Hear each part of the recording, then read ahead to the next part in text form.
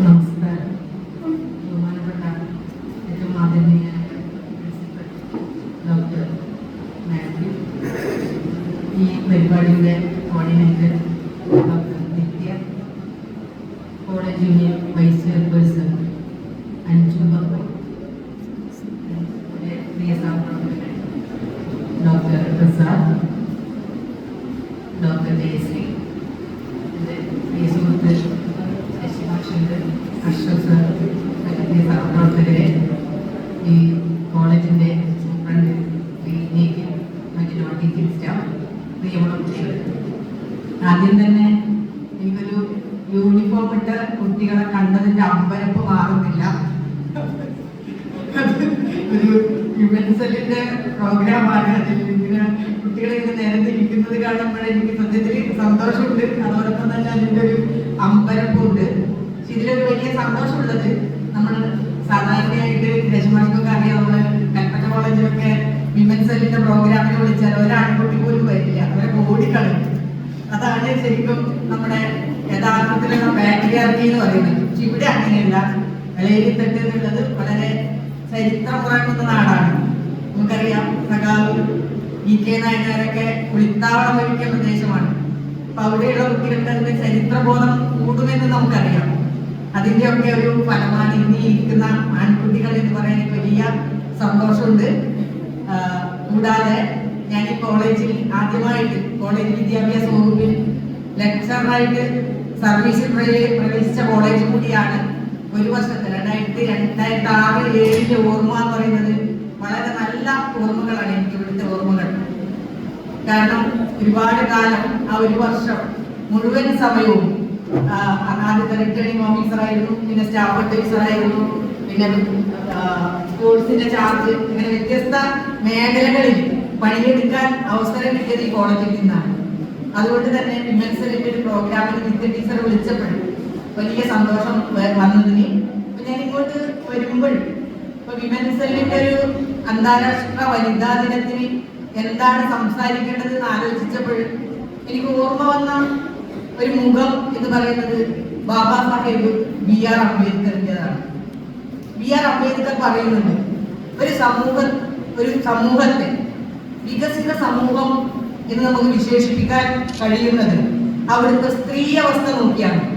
സ്ത്രീകളുടെ വികസനത്തിന്റെ അടിസ്ഥാനത്തിലാണ്, സ്ത്രീകളുടെ എംപവർമെന്റിന്റെ, സ്ത്രീകളുടെ പുരോഗതിയുടെ അടിസ്ഥാനത്തിലാണ് ഒരു സമൂഹത്തിന്റെ വളർച്ച നിർണയിക്കേണ്ടതെന്ന് നമുക്ക് എല്ലാവരെയും ഉൾക്കൊള്ളുന്ന ഒരു ഭരണഘടന വിഭാവന ചെയ്ത ഡോക്ടർ BR അംബേദ്കർ പറയുന്നുണ്ട്. അത് എത്രമാത്രം പ്രാവർത്തികമായി എന്നതാണ് നാം ഇനി വനിതാ ദിന ചടങ്ങിൽ ആലോചിക്കേണ്ടതെന്ന് ഞാൻ കരുതുന്നു. ഈ അവസരത്തിൽ എനിക്ക് ഓർമ്മ വരുന്ന വേറൊരു മുഖം എന്ന് പറയുന്നത് സിമോൺ ദ ബുവേ എന്ന പ്രശസ്തയായ ഫ്രഞ്ച് എഴുത്തുകാരിയുടേതാണ്. ഇവർ നിങ്ങൾ അവരെ കുറിച്ച് കേട്ടിട്ടുണ്ടാവും. ഫെമിനിസത്തിന്റെ ബൈബിൾ എന്ന പേരിൽ അറിയപ്പെടുന്ന പുസ്തകം അത് എഴുതിയത് സിമോൺ ദ ബുവയാണ്. 1949 നമുക്ക് സ്വാതന്ത്ര്യം കിട്ടി 2 വർഷം കഴിഞ്ഞിട്ടാണ് ആ പുസ്തകം ഇറങ്ങുന്നത്. ലോക കമ്പോളത്തിൽ ചൂടപ്പം പോലെ വിറ്റഴിഞ്ഞ പുസ്തകമാണ്. ഫ്രഞ്ച് ഭാഷയിലാണ് എഴുതിയത്. പിന്നീട് അത് നിരവധി ഭാഷകളിലേക്ക് വിവർത്തനം ചെയ്യപ്പെട്ടു. ഈ പുസ്തകത്തിലാണ് ആദ്യമായിട്ട് എന്താണ് സ്ത്രീ എന്നതിന് സൈദ്ധാന്തികമായ ഒരു നിർവചനം കൊടുത്തിട്ടുള്ളത്. അതിങ്ങനെയാണ്: സ്ത്രീ എന്നത് ആരും സ്ത്രീയായിട്ട് ജനിക്കുന്നില്ല. അതിന്റെ ശാസ്ത്രീയ വശങ്ങളൊക്കെ മാത്യു സാർ പറഞ്ഞു, ഞാൻ അതിലേക്ക് പോകുന്നില്ല. അപ്പൊ സ്ത്രീ ആയിട്ട് ആരും, അതായത് ആണോ പെണ്ണോ ആയിട്ട്, ജൈവികമായിട്ട് ആണോ പെണ്ണോ ആയിട്ട് ജനിക്കുന്നു. പക്ഷെ അവനെ സ്ത്രീയോ പുരുഷനോ ആയിട്ട് വളർത്തപ്പെടുകയാണ്. അപ്പൊ സിമോൺ ദ ബുവേ പറയുന്നത് woman is A social and cultural concept. ഇതൊരു സാമൂഹ്യവും സാംസ്കാരികവുമായ ഒരു നിർമ്മിതിയാണ് സ്ത്രീ. ഇപ്പൊ ഞാനതിനൊരു ലളിതമായ ഉദാഹരണം പറയാം. നമ്മുടെ വീട്ടിലോ കുട്ടികൾ ചെറിയ കുട്ടി ഉണ്ടായാലും അത് ലിംഗപരമായിട്ട് നോക്കുമ്പോൾ ചിലപ്പോൾ ആൺകുട്ടി അല്ലെങ്കിൽ പെൺകുട്ടി അല്ലെങ്കിൽ 3-4 ലിംഗം. അപ്പൊ അങ്ങനെ ആകുമ്പോൾ നമ്മുടെ വീട്ടിൽ ആൺകുട്ടിയാണെങ്കിൽ നമ്മൾ എങ്ങനെയാണ് അവരെ വളർത്തുന്നത് നമുക്കറിയാം. നമ്മൾ അവർക്ക് കളിപ്പാട്ടങ്ങൾ കൊടുക്കുന്നതിൽ തുടങ്ങിയ വിവേചനമാണ്. ആൺകുട്ടിയാണെങ്കിൽ അവർക്ക് കാറ്, അങ്ങനെയുള്ള വണ്ടി, അങ്ങനെയുള്ള JCB പോലുള്ള അങ്ങനെയാണ് കൊടുക്കുക. തോക്ക്, കരിത്തോക്ക്, ഇങ്ങനെ കൊടുത്തിട്ടൊക്കെയാണ് നമ്മൾ കുട്ടികളെ വളർത്തുന്നത്. പെൺകുട്ടികൾക്കാണ് പാവക്കുട്ടി കൊടുക്കുന്നത്, പാവക്കുട്ടി. വ്യക്തിയാണ് ഇത് പറഞ്ഞ് നമ്മളിങ്ങനെ വളർത്തിക്കൊണ്ടുവരികയാണ്. ചാക്ക് പൊട്ടുന്ന സിനിമയൊക്കെ നമുക്ക് അറിയാലോ അല്ലെ, ദിലീപിന്റെ. അപ്പൊ അത്തരത്തിലുള്ള ഒരു കൺസ്ട്രക്ഷൻ, നിർമ്മിതി നമ്മുടെ കുടുംബത്തിൽ നിന്നാണ്. ഈ ലിംഗത്വം എന്ന് പറയുന്നത് അത് നടക്കുന്നത് നമ്മുടെ കുടുംബത്തിന്റെ അകത്തു നിന്നാണ്. പിന്നീട് അത് നമ്മുടെ സമൂഹം ഏറ്റെടുക്കുകയാണ്. അതുകൊണ്ട് തന്നെ നമ്മുടെ ഈ ഒരു സ്ത്രീ എപ്പോഴും രണ്ടാംകിട പൗരയായിട്ട്, അതാണ് അവരുടെ പുസ്തകത്തിന്റെ പേര് തന്നെ, സെക്കൻഡ് സെക്സ് എന്നാണ്. ഇപ്പൊ രണ്ടാംകിട പൗരയായിട്ട് നമ്മൾ അവരെ വളർത്താൻ, നീ എപ്പോഴും എന്താണ് അടക്കി ചിരിക്കണം, ഉറക്കെ ചിരിക്കരുത്, ഉറക്കെ ചിരിച്ചാൽ എന്തോ പ്രശ്നമാണെന്നാണ്. ഇപ്പോഴും നമ്മൾ ഉറക്കെ ചിരിക്കാൻ തുടങ്ങിയിട്ടുണ്ടോ? പണ്ടൊക്കെ ചിരിക്കാൻ പേടിയായിരുന്നു. ഉറക്കെ ചിരിക്കരുത്, കാലിന്റെ മുകളിൽ കാലി ഇപ്പൊ അക്ഷരമാണം ഇരിക്കുന്നത് ഇങ്ങനെയാണ്. പക്ഷെ അത് വേറൊരാൾ ഇരുന്നാൽ അത് ടീച്ചർ ഇരിക്കുന്ന ഇരിക്കുന്നുണ്ടോ? വളരെ ഞാൻ അങ്ങനെ തന്നെ ഇരിക്കാറുണ്ടോ, വളരെ പതുങ്ങി ഇങ്ങനെ നമ്മൾ അങ്ങനെ ഇരിക്കുക അല്ലെ. പുരുഷൻ എങ്ങനെയാണ് ഇരിക്കുക? പുരുഷൻ അങ്ങനെയൊക്കെ ഇരിക്കാം. പക്ഷെ സ്ത്രീകള് കണ്ടോ, അവൾ നോക്കി ഇരിക്കുന്നത് അങ്ങനെയാണ് നമ്മൾ പറയാം. അങ്ങനെ ഇരിക്കരുത്. അങ്ങനെ ഒരു നിർമ്മിതി, സ്ത്രീ എങ്ങനെയായിരിക്കണം എന്നുള്ള ഒരു കൺസ്ട്രക്ഷൻ നമ്മുടെ വീടിന്റെ അകത്ത് നിന്ന് നടന്നുകൊണ്ടിരിക്കുന്നു അല്ലെ. ഇതാണ് നമ്മൾ എപ്പോഴും ഒരു രണ്ടാംകിട പൗരയായിട്ട് എവിടെ പോയാലും നമ്മൾ ഇന്നതായിരിക്കും. നമ്മൾ വളരെ പ്രോഗ്രസീവായി ഒരുപാട് മാറ്റങ്ങൾ വന്നു എങ്കിലും ഇതിന്റെ ചിലപ്പോൾ ഇതിൽ ഞാൻ കൂട്ടി പറയാൻ ആഗ്രഹിക്കുന്നത്, നമ്മുടെ നാട്ടില് നമ്മൾ പറയും ജാതിയൊന്നുമില്ല, ജാതിയേ ഇല്ല. പക്ഷെ എല്ലായിടത്തും സൂക്ഷ്മതലത്തിൽ ജാതി ഉണ്ട്. അതുപോലെ തന്നെയാണ് ഈ പുരുഷാധിപത്യം എന്ന് പറയുന്നത്. അതും എല്ലാ തലത്തിലും ഒളിഞ്ഞു കിടക്കുന്നുണ്ട്. ഇപ്പൊ ഞാൻ കാലത്തോട് കാര്യം ചോദിച്ചാൽ നിങ്ങൾ എന്താ വിചാരിക്കുക? ചിലപ്പോൾ എനിക്ക് അവരും പ്രിൻസിപ്പല്ലേ, കുഴപ്പമില്ല, അതുകൊണ്ട് എനിക്ക് ചെറിയൊരു ഇളവ് തരാം അല്ലെ. സ്ത്രീ എന്ന നിലയിൽ നമുക്ക് ഉൾക്കൊള്ളാൻ അത്ര ഇല്ല ശരിക്കും. പക്ഷെ ഞാനായിട്ട് വെച്ചിരിക്കുകയും ചെയ്യില്ലാട്ടോ. ഞാൻ ആ രീതിയിലാണ് വളർത്തപ്പെട്ട ഒരാളാണ്. എന്റെ വീടിനകത്ത് തന്നെ തുടങ്ങിയതാണ്. അപ്പൊ അത് ഞാൻ എന്റെ മനസ്സിലേക്ക് സംശീകരിച്ച ഒരാളാണ്. അപ്പം ഞാൻ പറഞ്ഞു വരുന്നത്, ഈ ഒരു രണ്ടാംകിട പൗരത്വം എന്ന് പറയുന്നത് നമ്മുടെ കുടുംബത്തിനകത്ത് നിന്ന് സമൂഹത്തിലൊക്കെ നമുക്ക് പടർന്ന് പന്തലിച്ച് നിൽക്കുന്നതാണ്. അതിന്റെ അടിസ്ഥാനത്തിലാണ് നമ്മൾ കുട്ടികളെ വളർത്തുന്നത്. അപ്പൊ ഈ ഒരു ഇതിന്റെ ഒരു ചെറിയൊരു ഉദാഹരണം കൂടെ പറയാം. എങ്ങനെയാണ് സ്ത്രീകളെ സമൂഹം കണ്ടിരുന്നതിന്റെ ഒരു ഉദാഹരണം ഞാൻ പറയാം. വെർജീനിയ വൂൾഫ് എന്നൊരു എഴുത്തുകാരി ഉണ്ടായിരുന്നു. ഇവിടെ കേട്ടിട്ടുണ്ടാവും. അവർ അമേരിക്കയിൽ ജീവിച്ചിരുന്ന, ലണ്ടൻ നദിയുടെ കരയിലെ ഒക്കെ ജീവിച്ചിരുന്ന ഒരു പ്രശസ്തിയായ എഴുത്തുകാരിയാണ് വെർജീനിയ വൂൾഫ്. അവരൊരു പ്രശസ്തമായ പുസ്തകം ഉണ്ട്, നമ്മുടെ മലയാളത്തിലൊക്കെ തർജ്ജമ വന്നതാണ്. A room of one soul പറഞ്ഞൊരു പുസ്തകമുണ്ട്. അത് സ്വന്തമായ ഒരു മുറി എന്ന് പറഞ്ഞിട്ട് മലയാളത്തിൽ നമ്മുടെ BF ടീച്ചറൊക്കെ വിവർത്തനം ചെയ്ത പുസ്തകമാണ്. ഈ പുസ്തകത്തിൽ അവരവരുടെ ഒരുപാട് അനുഭവങ്ങൾ പറയുന്നുണ്ട്. അത് ഒരു കാര്യം പറയുന്നത് വെച്ചാല്, അവരൊരു ദിവസം ഇംഗ്ലണ്ടിലെ പ്രശസ്തമായ സർവകലാശാലയുണ്ട്, കാംബ്രിഡ്ജ് സർവകലാശാല. അവരൊരു പുൽത്തകിടിയിലൂടെ നടക്കുമ്പോൾ അവിടെ ചുവന്ന പരവതാനി വിരിച്ചിട്ടുണ്ട്. അപ്പൊ ഇവര് പുസ്തകം ഇറങ്ങുന്നത്, ഞാൻ ഒരു ഇയർ കൂടെ പറയട്ടെ, 1929 ഇവരുടെ പ്രശസ്തമായ പുസ്തകം ഇറങ്ങിയത്. അത് ലോകമെമ്പാടും വിറ്റഴിക്കപ്പെട്ട പുസ്തകമാണ് a room of one soul എന്നുള്ളത്. അപ്പൊ അങ്ങനെയുള്ള പ്രശസ്തിയായ ലോകമെമ്പാട് അറിയപ്പെടുന്ന എഴുത്തുകാരിയായ വെർജീനിയ വൂൾഫ് ഒരു ദിവസം ഈ സർവകലാശാലയുടെ മുന്നിലൂടെ നടക്കുവാണ്. അപ്പൊ ചുവന്ന പരവതാനിയിലൂടെ നടക്കാൻ വേണ്ടി ശ്രമിച്ചപ്പോൾ അവിടെയുള്ള ഒരാൾ വന്നിട്ട് ഇവരെ വിലക്കുവാണ്, നിങ്ങൾ അതിൽ നടക്കരുത്, അത് പുരുഷന്മാർക്ക് വേണ്ടി മാത്രമല്ല, സ്ത്രീകൾക്ക് നടക്കാൻ പാടില്ല. നിങ്ങൾ ആലോചിച്ച് ആരോടാ പറയുന്നത്? എന്നെ പോലത്തെ ഒരു സാധാരണ സ്ത്രീയോടല്ല പറയുന്നത്, വെർജീനിയ വൂൾഫ് എന്ന് പറയുന്ന ലോക പ്രശസ്തിയായ എഴുത്തുകാരിയോടാണ്. അപ്പൊ എന്തായിരിക്കും സ്ത്രീകളുടെ അവസ്ഥ നിങ്ങൾ ആലോചിച്ച് നോക്കിയാൽ. പിന്നെ അവർ വേറൊരു അനുഭവം കൂടി പറയുന്നത്, കാംബ്രിഡ്ജ് സർവകലാശാല ലൈബ്രറിയിൽ അവർക്ക് മെമ്പർഷിപ്പ് എടുക്കണം. അപ്പൊ അവർ അംഗത്വം എടുക്കുന്നതിലൂടെ അവരോട് സമീപിച്ചപ്പോൾ ലൈബ്രറിയിൽ ഇവരോട് പറയുന്ന ഒരു കാര്യമുണ്ട്, മെമ്പർഷിപ്പ് തരണമെങ്കിൽ ഏതെങ്കിലും ഒരു പുരുഷ അംഗം, സ്ത്രീ അംഗമല്ല, പുരുഷ മെമ്പർ നിങ്ങളെ പരിചയപ്പെടുത്തണം. അതായത് പുരുഷന്റെ ഒരു ആധിപത്യമാണ് കാണിക്കുന്നത്. അങ്ങനെയൊക്കെയുള്ള ഒരുപാട് അനുഭവങ്ങൾ ഇവർ ആ പുസ്തകത്തിൽ പറയുന്നുണ്ട്. അതിനേക്കാൾ വളരെ രസകരമായിട്ടുള്ള ഒരു കാര്യമുണ്ട്. ഇവർ പറയുന്ന ഈ പുസ്തകത്തിൽ ഇവർ ആവശ്യപ്പെടുന്നതെന്ന് പറഞ്ഞാല്, പെൺകുഞ്ഞുങ്ങൾക്കും അല്ലെങ്കിൽ പെൺകുട്ടികൾക്കും സ്വന്തമായ ഒരു എഴുത്തുമുറി വേണം എന്നുള്ളതാണ് ഇവരുടെ പുസ്തകത്തിന്റെ കാതൽ പറയുന്നത്. അപ്പൊ അതിൽ അവർ പറയുന്നത്, ഉദാഹരണം പറയുന്നുണ്ട്, അത് അവരൊരു ലേഖനമായിട്ട് പ്രസിദ്ധീകരിച്ചതാണ് ആദ്യം.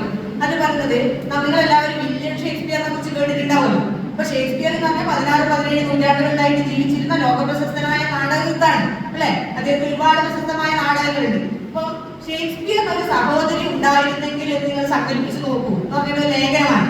ഷേക്സ്പിയറിന് ജൂഡിത്ത് എന്ന് പറയുന്ന ഒരു സഹോദരി ഉണ്ടായിരുന്നെങ്കിൽ, ഒരു സാങ്കല്പിക സഹോദരി ഉണ്ടായിരുന്നെങ്കിൽ നിങ്ങൾ സങ്കല്പിച്ച് നോക്കൂ എന്നതാണ് ലേഖനം. അതിൽ പറയുന്നത് വെച്ചാല്, ഇപ്പൊ ഷേക്സ്പിയറിന് ഒരു സഹോദരി ഉണ്ട്, ജൂഡിത്ത്. അപ്പൊ അവളോട് എന്താ പറയാ? അവളോട് രാവിലെ എഴുന്നേറ്റപ്പോ അമ്മ അവളോട് പറയും, പോയി മുറ്റടിക്ക്, പാത്രം കഴുകി, കറിക്കഴി. എന്നിട്ട് അവളെ എപ്പോഴും ഇങ്ങനത്തെ വീട്ടിലെ പടികളിലേക്ക് വലിച്ചടക്കും. കുട്ടികൾക്ക് സന്തോഷമാകുന്നില്ലേ കേട്ടപ്പോഴും. അപ്പൊ അതേസമയം ഷേക്സ്പിയർ എന്താ ചെയ്യാ?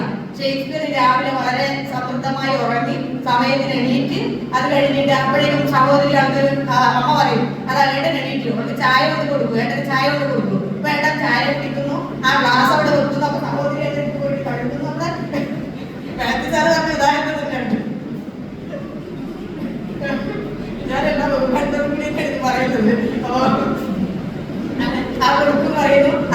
ഷേക്സ്പിയർ കോളേജിൽ പോകുന്നു അല്ലെ, കോളേജിൽ പോകുന്നു, പഠിക്കുന്നു, വൈകുന്നേരം ഷേക്സ്പിയർ തോന്നുന്നു കടലിന്റെ അടുത്ത് പോവാം, കടലിന്റെ സൗന്ദര്യം ആസ്വദിക്കാം. ഷേക്സ്പിയർ കടൽക്കരയിൽ പോകുന്നു, ആരോട് ചോദിക്കുന്നില്ല.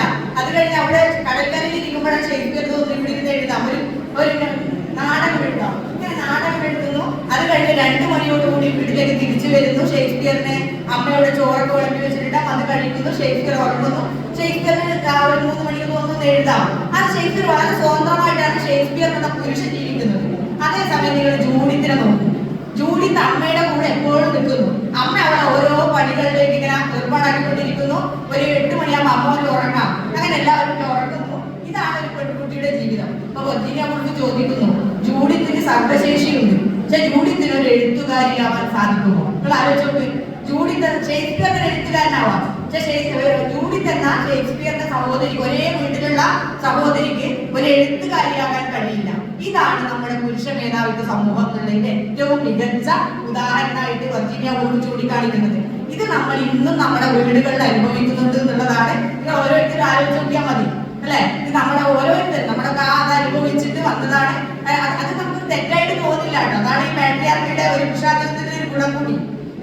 അതൊരു വളരെ സ്വാഭാവികമായിട്ടാണ് നമ്മൾ അനുഭവിക്കുക. അതൊരു തെറ്റിട്ട് നമുക്ക് ഒരിക്കലും ഫീൽ ചെയ്യില്ല എന്നുള്ളതാണ്. അപ്പൊ ഞാൻ ഇതിൽ പറയാൻ ശ്രമിക്കുന്നത്, എങ്ങനെയാണ് ഈ ഒരു വിഭജനം, സ്ത്രീ പുരുഷ വിഭജനം വന്നത് നമ്മുടെ സമൂഹത്തിൽ. ഞാനൊരു കേരളത്തിലെ സമൂഹത്തിന്റെ കാര്യമല്ല പറയുന്നത്, ലോകമെമ്പാടുമുള്ള സമൂഹത്തിൽ എങ്ങനെയാണ് ഇങ്ങനെ ഒരു വിഭജനം വന്നത് നോക്കുമ്പോൾ അത് ചരിത്രപരമായിട്ട് നോക്കുമ്പോഴും ചില ചരിത്രകാരന്മാർ പറയും അത് ഒരു തൊഴിൽ, അതായത് ഈ ശിലായുഗ കാലഘട്ടത്തിലെ തൊഴിൽ വിഭജനത്തിന്റെ അടിസ്ഥാനത്തിലാണ് സ്ത്രീ പുരുഷ വ്യത്യാസം ഉണ്ടായത് എന്നുള്ളൊരു വാദമുണ്ട്. അപ്പൊ അതിന് അവർ പറയാറെന്ന് വെച്ചാല് പുരുഷൻ വളരെ ശക്തിമാനാണ് അല്ലെ, വളരെ ശക്തനാണ്. അപ്പൊ പുരുഷൻ വേട്ടയാടാൻ പോകും. അപ്പൊ സ്ത്രീക്ക് ശക്തി ഇല്ലാത്തതുകൊണ്ട് അവൾ എന്ത് ചെയ്യും? അവൾ വീട്ടിലെ പണിയെടുക്കുന്നു. ഇതൊന്നുമല്ല കേട്ടോ, ഇതെല്ലാം വളരെ തെറ്റായ വ്യാഖ്യാനങ്ങളാണെന്നുള്ള പഠനങ്ങൾ വന്നിട്ടുണ്ട്. ഞാൻ അതിനൊരു ഉദാഹരണം പറയാം. ഇത് 5000 BC മധ്യശിലായുഗ കാലഘട്ടത്തിൽ ഉണ്ടായിരുന്ന ഒരു ഗുഹയുണ്ട്, ബിംബേരിക്കയിൽ, മധ്യപ്രദേശിലാണ് ബിംബേരിക്ക. അങ്ങനെ കേട്ടിട്ടുണ്ടാവും. അവിടെ നടന്ന വിഘടനത്തിൽ തെളിയിക്കപ്പെട്ടത് അവിടെ കുറെ ഗുഹാചിത്രങ്ങളുണ്ട്. ഈ ബിംബേരിക്കയിലെ ഗുഹാചിത്രങ്ങളുണ്ട്. ഈ ഗുഹാചിത്രങ്ങൾ പറയുന്നത്, ചില ചിത്രങ്ങളിൽ ഞാൻ ഉദാഹരണം പറയാം. ചിത്രങ്ങളിൽ ഒരു ചിത്രം കാണിക്കുന്നതെന്ന് വെച്ചാല് ഒരു സ്ത്രീ, ഒരു ലേഡിയാണ്. അവരുടെ 2 കുട്ടികൾ ഒരു കുട്ടയിൽ വെച്ചിട്ട്, അവരുടെ 2 കുട്ടികൾ ഒരു കുട്ടയിൽ വെച്ചിട്ട് അവർ തോളിൽ തൂക്കിയിട്ടുണ്ട്. ചിത്രമാണ് പറയുന്നത്, തോളിൽ തൂക്കിയിട്ടുണ്ട്. അതിന് പുറമെ അവർ തലയിൽ ഒരു മൃഗത്തിനെ ചുമക്കുന്നുണ്ട്. ഒരു മൃഗത്തിനെ, അത് ചക്ക മൃഗത്തിനെ തലയിൽ ചുമന്ന് ഒരു കുട്ടയിൽ 2 കുട്ടികളെയും അവരുടെ തോളിൽ തൂക്കിയിട്ടുള്ള ഒരു ചിത്രമാണ്. ഇതെന്താ തെളിയിക്കുന്നത്? അതാണ് ഒരു ചിത്രം. രണ്ടാമത്തെ ചിത്രം എന്ന് പറഞ്ഞാല് ഒരു സ്ത്രീ മീൻ പിടിക്കുന്ന ചിത്രമാണ്. ഓക്കെ. മൂന്നാമത്തെ ചിത്രം പറയുന്നത് ഇവര് ഈ ഫലപുലാദികൾ ശേഖരിക്കുന്ന ഒരു ചിത്രമാണ്, ഒരു സ്ത്രീ. പിന്നെ ഒരു ചിത്രം കൂടിയുണ്ട്. ആ ചിത്രം എന്ന് പറഞ്ഞാല് സ്ത്രീകളും പുരുഷന്മാരും എല്ലാവരും കൂടിയിട്ട് വേട്ടയാടുന്ന ഒരു ചിത്രമാണ്. ഇതെന്താ കാണിക്കുന്നത്? നമ്മൾ നേരത്തെ പറഞ്ഞ സിദ്ധാന്തം തെറ്റുന്നല്ലേ? പുരുഷന്മാർ വേട്ടയാടുന്നു, സ്ത്രീകൾ ഫലപുലാദികൾ ശേഖരിക്കുന്നു, അല്ലെങ്കിൽ ഉൽപാദനത്തിന് അങ്ങനെ അത്തരത്തിൽ ഇടപെടൽ നടത്തുന്നു എന്നുള്ള സിദ്ധാന്തം പൂർണ്ണമായി തെറ്റാണെന്ന് തെളിയിക്കുന്നതാണ് ബിംബേരിക്കയിലെ ഗുഹാചിത്രങ്ങൾ. ഇത് ഞാൻ പറയാം, ഇത് നമ്മളൊരു ചിന്തയുണ്ട് പൊതുവെ. ഈ ഹോളിവുഡ് സിനിമയൊക്കെ കണ്ടിട്ട് നമ്മളൊരു ചിന്ത എന്ന് പറഞ്ഞാല് പുരുഷൻ വലിയ മല്ല യുദ്ധത്തിലൊക്കെ ഏർപ്പെട്ടിട്ട് ഈ വലിയ ആനയെ അല്ലെങ്കിൽ സിംഹത്തിനെയൊക്കെ കൊല്ലുന്നു അല്ലെ, വേട്ടയാടുന്നു, അതിനെ ഭക്ഷിക്കുന്നു എന്നൊക്കെ പറഞ്ഞിട്ടുള്ള ഒരു ചിത്രം നമ്മുടെ മനസ്സിലുണ്ട്. പക്ഷേ ഈ ശിലായുഗ കാലഘട്ടത്തിൽ അങ്ങനെ വലിയ മൃഗങ്ങളെയൊന്നും വേട്ടയാടുന്നില്ല. അവർ ചെറിയ ചെറിയ കല്ലൊക്കെ ഉപയോഗിച്ചിട്ടാണ് വേട്ടയാടൽ ചെയ്യുന്നത്. അപ്പൊ അവർ വേട്ടയാടുന്നത് എങ്ങനെയാന്ന് വെച്ചാല് ചെറു ജീവികളെ കെണിയിൽപ്പെടുത്തുവാണ്. ചെറു ജീവികളെ കെണിയിൽപ്പെടുത്തുവാണ് ഈ അന്നത്തെ മനുഷ്യർ ചെയ്യുന്നത്, ശിലായുഗ കാലഘട്ടത്തിലെ മനുഷ്യർ ചെയ്യുന്നത്. ആ പ്രക്രിയയിൽ സ്ത്രീകൾക്കും പങ്കാളിത്തം ഉണ്ടായിരുന്നാണ് ഈ ചിത്രങ്ങൾ തെളിയിക്കുന്നത്. സ്ത്രീകൾ വേട്ടയാടലിൽ പങ്കാളിത്തമുണ്ട്. അവരും ഇതിൽ, അതായത് ഈ ഒരു ഭക്ഷ്യോൽപാദന പ്രക്രിയയിൽ, ഈ ഉൽപാദന പ്രക്രിയയിൽ സ്ത്രീകൾ കൃത്യമായ പങ്കാളിത്തം എന്നുള്ളതാണ് ഇത് തെളിയിക്കുന്നത്. വേറെ അതിനോട് ഒന്നിച്ച് പറയാൻ തന്നെ മാത്യു സാർ പറഞ്ഞതിന്റെ ഒരു വിപരീതമായിട്ടുള്ള ആർഗ്യുമെന്റ് കൂടിയാണിത്. ഇതിൽ പറയുന്നത് വെച്ചാൽ 2 കുട്ടികളെ, തന്റെ 2 കുട്ടികളെ ഒരു കുട്ടയിൽ വെച്ച് അതിനെവിടെ ചുമക്കുന്നത് ഞാൻ പറഞ്ഞു, തോളിൽ ചുമക്കുന്നതല്ലേ പറഞ്ഞത്, തോളിലേക്കുന്നു. അതായത് അവർ മാതൃത്വത്തോടൊപ്പം തന്നെ, ഉൽപാദന പ്രക്രിയയിൽ പങ്കാളികളാവുന്ന സ്ത്രീകളെ നമ്മളിവിടെ കാണിക്കുന്നത്. അല്ലാതെ വെറുതെ വീട്ടിലിരിക്കുന്ന സ്ത്രീകളല്ല. അതായത് വെറുതെ പ്രസവിച്ചിട്ട് കുട്ടികളെ പറയാൻ വേണ്ടിയിട്ട് അവരെ ലാളിച്ചിട്ട് വളരെ ദീനദയാലും ആയിട്ടിരിക്കുന്ന സ്ത്രീകളെല്ലാം നമ്മൾ ശിലായുഗ കാലഘട്ടത്തിൽ കാണുന്നത്. മറിച്ച് അവര് മാതൃത്വം അവര് വളരെ സന്തോഷത്തോടെ അവർ ഏറ്റെടുക്കുന്നുണ്ട്. മാതൃത്വത്തിന്റെ എല്ലാ പ്രക്രിയയും അവർ ചെയ്യുന്നുണ്ട്. കുട്ടികളെ പ്രസവിക്കുന്നുണ്ട്, കുട്ടികളെ നോക്കുന്നുണ്ട്, എല്ലാം ചെയ്യുന്നുണ്ട്. അതോടൊപ്പം തന്നെ ഉൽപാദന പ്രക്രിയയും അവർക്ക് വലിയ പങ്കാളിത്തമുണ്ട് എന്നുള്ളതാണ് തെളിയിക്കുന്നത്. അതാണ് സ്ത്രീ. അതുകൊണ്ട് തന്നെ ഇവിടെ ഒരു സ്ത്രീ പുരുഷ വ്യത്യാസം ഉണ്ടാകുന്നില്ല ശിലായുഗ കാലഘട്ടത്തിൽ എന്നുള്ളതാണ്. അപ്പൊ ഇതാണ് ഏറ്റവും പ്രധാനപ്പെട്ട പോയിന്റ്. പ്രാചീന മധ്യശിലായുഗ കാലഘട്ടത്തിൽ യാതൊരു തരത്തിലുള്ള ഈ നമ്മളിത് പറയുന്ന ലിംഗ വ്യത്യാസം നിലനിൽക്കുന്നില്ല എന്ന് തെളിയിക്കുന്നതാണ് ബിംബേലിന്റെ ഉപാധികളുണ്ട്. അതിലൊരു ചിത്രം കൂടിയുണ്ട്. ഒരു സ്ത്രീ ഒരു മാനിന്റെ കൊമ്പ് പിടിച്ചു വലിക്കുന്നതാണ്. അതായത് മാനിനെ വേട്ടയാടിയതിനു ശേഷം അതിന്റെ കൊമ്പ് പിടിച്ച് വലിച്ചു കൊണ്ടുപോകുന്ന ഒരു ചിത്രം കൂടിയുണ്ട്. ഇതൊക്കെ തെളിയിക്കുന്നത് സ്ത്രീകൾക്ക് പ്രത്യുൽപാദന പ്രക്രിയ പോലെ തന്നെ ഉൽപാദന പ്രക്രിയയിൽ കൃത്യമായ പങ്കാളിത്തം ഉണ്ടായിരുന്നു. അത് പുരുഷന്റെ മാത്രമായിരുന്നില്ല എന്നുള്ളതാണ് തെളിയിക്കുന്നത്. പിന്നെ നിങ്ങൾ ആലോചിക്കും, പിന്നെ എപ്പോഴാണ് ഈ ലിംഗവ്യത്യാസം കടന്നു വന്നത്? നമ്മൾ ഇന്ന് കാണുന്ന പാട്രിയാർക്കൽ സൊസൈറ്റി എപ്പോഴാണ് ഉണ്ടായതെന്നുള്ളത് അപ്പോഴാണ് നമുക്ക് ഓർമ്മ വരുന്ന ഒരു പേര് ഫ്രെഡറിക് ആംഗൽസിന്റെയാണ്. നിങ്ങൾ കേട്ടിട്ടുണ്ടോ ആംഗൽസിന്? അല്ലെ, മാർക്സിന്റെ കമ്മ്യൂണിസ്റ്റ് മാനിഫെസ്റ്റോ എഴുതിയ വിഖ്യാതനായ എഴുത്തുകാരനാണ് ഫ്രെഡറിക് ആംഗൽസ്. അപ്പൊ ഫ്രെഡറിക് ആംഗൽസിന്റെ ഒരു പുസ്തകമുണ്ട്, കുടുംബം സ്വകാര്യ സ്വത്ത് ഭരണകൂടം എന്നിവയുടെ ഉത്ഭവം എന്ന് പറയുന്ന ഒരു ചെറിയ പുസ്തകം, കൈപ്പുസ്തകമാണ്. 1984 ഇറങ്ങിയ ഒരു പുസ്തകമാണ്. ഈ പുസ്തകത്തിൽ ഇദ്ദേഹം പറയുന്നുണ്ട്, ഈ നവീന ശിലായുഗ കാലഘട്ടത്തിന്റെ അവസാന ഘട്ടത്തിൽ കൃഷി തുടങ്ങിയപ്പോൾ മനുഷ്യർ എന്ത് ചെയ്യുന്ന വെച്ചാൽ ഈ മൃഗങ്ങളെയൊക്കെ, പ്രധാനമായിട്ട് കന്നുകാലികളൊക്കെ വളർത്താൻ തുടങ്ങി. ഈ കന്നുകാലികൾ ഇണക്കി വളർത്താനൊക്കെ തുടങ്ങിയപ്പോൾ അവരുടെ ഏറ്റവും പ്രധാനപ്പെട്ട സ്വത്ത് അല്ലെങ്കിൽ സമ്പത്ത് എന്ന് പറഞ്ഞ കന്നുകാലികളാണ്. ഈ കന്നുകാലികളെ അപ്പൊ പുരുഷൻ ആലോചിക്കാൻ തുടങ്ങി. ഒരു പുരുഷന് ഒരുപാട് കന്നുകാലികൾ ഉണ്ടെന്നില്ല. അപ്പൊ പുരുഷൻ വിചാരിക്കുകയാണ്, എന്റെ കന്നുകാലികൾ, എന്റെ സമ്പത്ത്, എന്റെ നമ്മളിപ്പോ സ്വർണ്ണമൊക്കെയാണ് നമ്മുടെ സ്വത്ത്, അന്നത്തെ സ്വത്ത് എന്ന് പറഞ്ഞ കന്നുകാലികളാണ്, കാറ്റിലാണ്. ഈ കന്നുകാലികളെ എന്റെ സ്വന്തം രക്തത്തിൽ പിറന്ന മക്കൾക്ക് തന്നെ കൈമാറണം എന്നുള്ള പുരുഷനൊരു ആഗ്രഹം ഉണ്ടാവുന്നു. അതായത് ഞാൻ കല്യാണം കഴിക്കാൻ പോകുന്ന സ്ത്രീ എന്തായിരിക്കണം? കന്യകയായിരിക്കണം. അതൊക്കെ വളരെ ആവശ്യമായിട്ട് തിയറികളാട്ടോ. ഞാൻ കല്യാണം കഴിക്കാൻ പോകുന്ന സ്ത്രീ എന്തായിരിക്കും? പെണ്ണെന്തായിരിക്കണം? കന്യകയായിരിക്കണം. അപ്പൊ കന്യകയിൽ കല്യാണം കഴിച്ചിട്ട് അവളിൽ ഉണ്ടാവുന്ന, അത് എന്റെ സ്വന്തം രക്തത്തിൽ ഉണ്ടാവുന്ന കുട്ടിക്ക് തന്നെ എന്റെ സ്വത്ത് കൈമാറണം എന്നുള്ള പുരുഷന്റെ ആഗ്രഹം. അപ്പൊ പറയുന്ന വെച്ചാല് സ്വകാര്യ സ്വത്ത് വന്നതോട് കൂടിയിട്ടാണ് ഈ ഒരു പാട്രിയാർക്കൽ സൊസൈറ്റി ഉണ്ടായെന്നുള്ളതാണ്. ഇതാണ് ഏറ്റവും പരക്കെ അംഗീകരിക്കപ്പെട്ടിട്ടുള്ള അഭിപ്രായം. ഇപ്പൊ ചരിത്രത്തിൽ ഏറ്റവും കൂടുതൽ അംഗീകരിക്കപ്പെട്ട അഭിപ്രായം ഈ ഫ്രെഡറിക് ആംഗൽസിന്റെയാണ്. അപ്പൊ ഇതിനോടനുബന്ധിച്ച് നമുക്ക് പറയാനുള്ളത്, ഇപ്പൊ ഈ സ്വകാര്യ സ്വത്ത് എന്ന് പറയുന്ന കാറ്റിലാണ്. സ്വകാര്യ സ്വത്ത് ഉണ്ടായപ്പോൾ അപ്പൊ സ്ത്രീകളെ കുറിച്ചുള്ള ഇവരുടെ ധാരണ എങ്ങനെയെന്ന് പറഞ്ഞാൽ അന്നത്തെ സമൂഹത്തിന്റെ, പിൽക്കാല സമൂഹത്തിന്റെ ധാരണ, അതായത് ഋഗ്വേദ കാലഘട്ടത്തിലൊക്കെ വിചാരിക്കുന്ന ഒരു ധാരണ എന്ന് പറയുന്നത് സ്ത്രീ എന്ന് പറഞ്ഞാൽ പുരുഷന്റെ ഒരു സ്വത്താണ്. അപ്പൊ ഈ സ്വത്ത് എപ്പോഴും സ്ത്രീ എന്ന് പറഞ്ഞാൽ നീചജന്മായിട്ടാണ് പറയാറ്. സ്ത്രീ ഒരു നീചജന്മാണ്. അപ്പൊ ഈ സ്ത്രീ എപ്പോ വേണമെങ്കിലും എന്താ പറയാ, നമ്മളിപ്പോ മലയാളത്തിൽ സാധാരണ പറയും മതിലാണ്, അല്ലെ, നമ്മള് വേലി ചാടും. സ്ത്രീ തരം കിട്ടിയാലും വേലി ചാടും. അപ്പൊ അതുകൊണ്ട് അവൾ എപ്പോഴും നിയന്ത്രിക്കണം. അതായത് സ്ത്രീ ലൈംഗികത എപ്പോഴും നിയന്ത്രിക്കപ്പെടേണ്ടതാണ്. സ്ത്രീനെ അങ്ങനെ വെറുതെ വിട്ടുകൂടാ. പുരുഷൻ ഇതൊന്നും ബാധകമല്ല കേട്ടോ. സ്ത്രീകൾ എപ്പോഴും അവരെപ്പോഴും അവരുടെ സ്ത്രീ ലൈംഗികത നമ്മൾ വയക്കേണ്ടതാണ്. അതിനെ നമ്മൾ എപ്പോഴും നിയന്ത്രിക്കണം. അതുകൊണ്ടാണ് പെൺകുട്ടികൾ ഇങ്ങനെ 5 കണ്ണോട് ആൾക്കാർ നോക്കിയിരിക്കുന്നത്. ശരിക്കും അന്നുണ്ടായ ഇതേ സ്ഥിതിയാണ്, ഋഗ്വേദ കാലഘട്ടത്തിലുള്ള അതേ സ്ഥിതിയാണ് ഇന്നും തുടരുന്നത്. അപ്പൊ പറയുന്നത് ഈ സ്ത്രീകളുടെ ലൈംഗികതയെ നമ്മൾ നിയന്ത്രിക്കണം. അപ്പൊ സ്ത്രീ ലൈംഗികതയെ നിയന്ത്രിക്കാൻ വേണ്ടിയിട്ട് ചില പ്രത്യയശാസ്ത്രങ്ങൾ, ചില ആശയങ്ങൾ ഈ ഋഗ്വേദത്തിലും പുരുഷസൂത്രത്തിലൊക്കെ പറയുന്നുണ്ട്. 10ാമത്തെ മണ്ഡലായ പുരുഷസൂത്രത്തിലൊക്കെ പറയുന്നത് എന്ന് വെച്ചാല് അതിനോടനുബന്ധിച്ച മനുസ്മൃതി പോലുള്ള കൃതികളൊക്കെ രചിക്കപ്പെട്ടു പിൽക്കാലത്ത്. അപ്പൊ അതിലൊക്കെ പറയുന്നത് സ്ത്രീകളെ ലൈംഗികതയെ നിയന്ത്രിക്കണില്ല. സ്ത്രീകൾ പരപുരുഷന്മാരായിട്ട് ബന്ധപ്പെടാൻ പാടില്ല. കാരണം അവിടെ എപ്പോഴും അവിടെ ബന്ധപ്പെടാം, അതാണ് ഒരു പേടി. അപ്പൊ അതില്ലാതാക്കാൻ വേണ്ടി ചില പ്രത്യയശാസ്ത്രങ്ങൾ മുന്നോട്ട് വെക്കുകയാണ്. അതിലൊരു പ്രത്യയശാസ്ത്രമാണ് ചാരിത്രം എന്ന് പറയുന്നത്.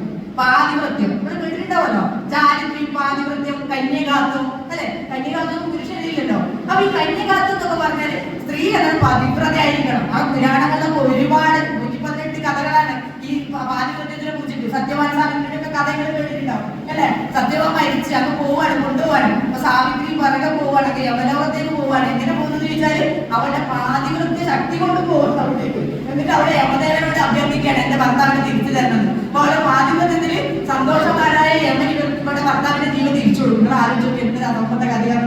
ഇതാണ് ഇങ്ങനെയുള്ള ചില പ്രത്യയശാസ്ത്ര ഉപകരണങ്ങളാണ് സ്ത്രീ സ്ത്രീകളെ നിയന്ത്രിക്കാൻ വേണ്ടിയിട്ട് ഏത് കാലത്തും ആ പുരുഷാധിപത്യ സമൂഹം ഉപയോഗിച്ചതാണ്. അതിന്റെ ചില രൂപങ്ങൾ ഇപ്പോഴും നിലനിൽക്കുന്നുണ്ട് എന്നുള്ളതാണ്.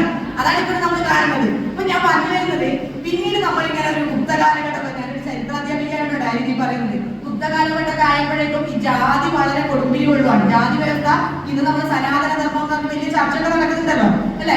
ആ സനാതന ധർമ്മം അല്ലെങ്കിൽ ജാതിവർണ്ണ വ്യവസ്ഥ ഏറ്റവും ശക്തമായിരുന്ന കാലഘട്ടത്തില് സ്ത്രീകളുടെ അവസ്ഥ താഴേക്ക് പോയിട്ട് ഏറ്റവും മോശപ്പെട്ട അവസ്ഥയിലേക്ക് പോവുകയാണ്. അതായത് ഈ ജാതിവർണ്ണ വ്യവസ്ഥയിൽ സ്ത്രീകൾ പറയുന്നത് വെച്ചാൽ നീച ജന്മങ്ങൾ, ഞാൻ നേരത്തെ പറഞ്ഞത് നീച ജന്മങ്ങളാണ്. പിന്നെ അവർ ശൂദ്രർക്ക് തുല്യാണ്. അപ്പൊ നമ്മൾ പറയും ഒരുപാട് ജാതികളുണ്ട്, ജാതിവർണ്ണത്തിൽ നിരവധി ജാതികളുണ്ട്. ഈ ജാതിക്കുള്ളിലെ ഉപജാതികളുടെ സ്ത്രീ എന്ന് പറയും. ഇപ്പൊ ഒരു നമ്പൂതിരി പുരുഷന് കിട്ടുന്ന മാന്യതൊന്നും നമ്പൂതിരി സ്ത്രീക്ക് കിട്ടുമോ അല്ലെ? അത് ഏത് ജാതി നോക്കിയാലും. ഇപ്പൊ ദളിത് സ്ത്രീ നമ്മൾ സാധാരണ വിശേഷിക്കുക ദളിതക്കുള്ളിലെ ദളിതർ എന്നാണ്. ദളിതക്കുള്ളിലെ ദളിതരാണ് ദളിത് സ്ത്രീ. അതായത് ദളിത് പുരുഷന് കിട്ടുന്ന ഒരു ആനുകൂല്യം ആവ് കിട്ടില്ല അതിലെ സ്ത്രീക്ക്. അപ്പൊ സ്ത്രീകൾ എന്ന് പറഞ്ഞാൽ ഓരോ ജാതിയിലെയും ഉപജാതിയാണ് അവിടുത്തെ സ്ത്രീ. എല്ലാവിധമായിട്ടുള്ള പ്രശ്നങ്ങൾ അനുഭവിക്കുന്നവളാണ് സ്ത്രീ എന്ന് പറയുന്നത്. അപ്പൊ ഈ പാട്രിയാർക്കി എല്ലാ ജാതിയിലും ഉണ്ട്. അപ്പൊ ജാതി വ്യവസ്ഥ നിലനിൽക്കുന്നതോടൊപ്പം തന്നെ നിലനിൽക്കുന്ന ഒന്നാണ് എന്താണ് ഈ ലിംഗവിവേചനം എന്നുള്ളതാണ് ഞാൻ പറയാൻ ശ്രമിക്കുന്നത്. അപ്പം ഞാൻ ഇതിന്റെ വിശദാംശങ്ങളിലേക്ക് പോകുന്നില്ല. ഞാൻ ഇതിൽ ഒന്നും കൂടി എനിക്ക് ഡിഗ്രിക്ക് പഠിക്കുന്ന കുട്ടികളല്ല, അവരെ മുന്നിൽ എനിക്ക് ഈ വനിതാ ദിന പ്രഭാഷണത്തിൽ പറയാൻ ഞാൻ ആഗ്രഹിക്കുന്ന ഒരു കാര്യം, ഇങ്ങനെ സ്ത്രീകളെ നമ്മൾ എപ്പോഴും രണ്ടാംഗിരിയായിട്ട് കാണുമ്പോഴും നമ്മുടെ ചരിത്രത്തിലെ സ്ത്രീകൾ എല്ലാ കാലത്തും മറച്ചു വെക്കപ്പെടുകയാണ്. സ്ത്രീകളില്ല, ചരിത്രം നോക്കിയാൽ സ്ത്രീകളെ എവിടെയും കാണാൻ പറ്റില്ല. ഇപ്പൊ നിങ്ങൾ ആലോചിച്ച് നോക്കിയാൽ ഇപ്പോഴത്തെ നമ്മളൊരു ചരിത്രം എഴുതുവാണെങ്കിൽ അതിന് പുരുഷനോടൊപ്പം സ്ത്രീകൾക്കും പ്രാധാന്യം കിട്ടുന്നുണ്ട്.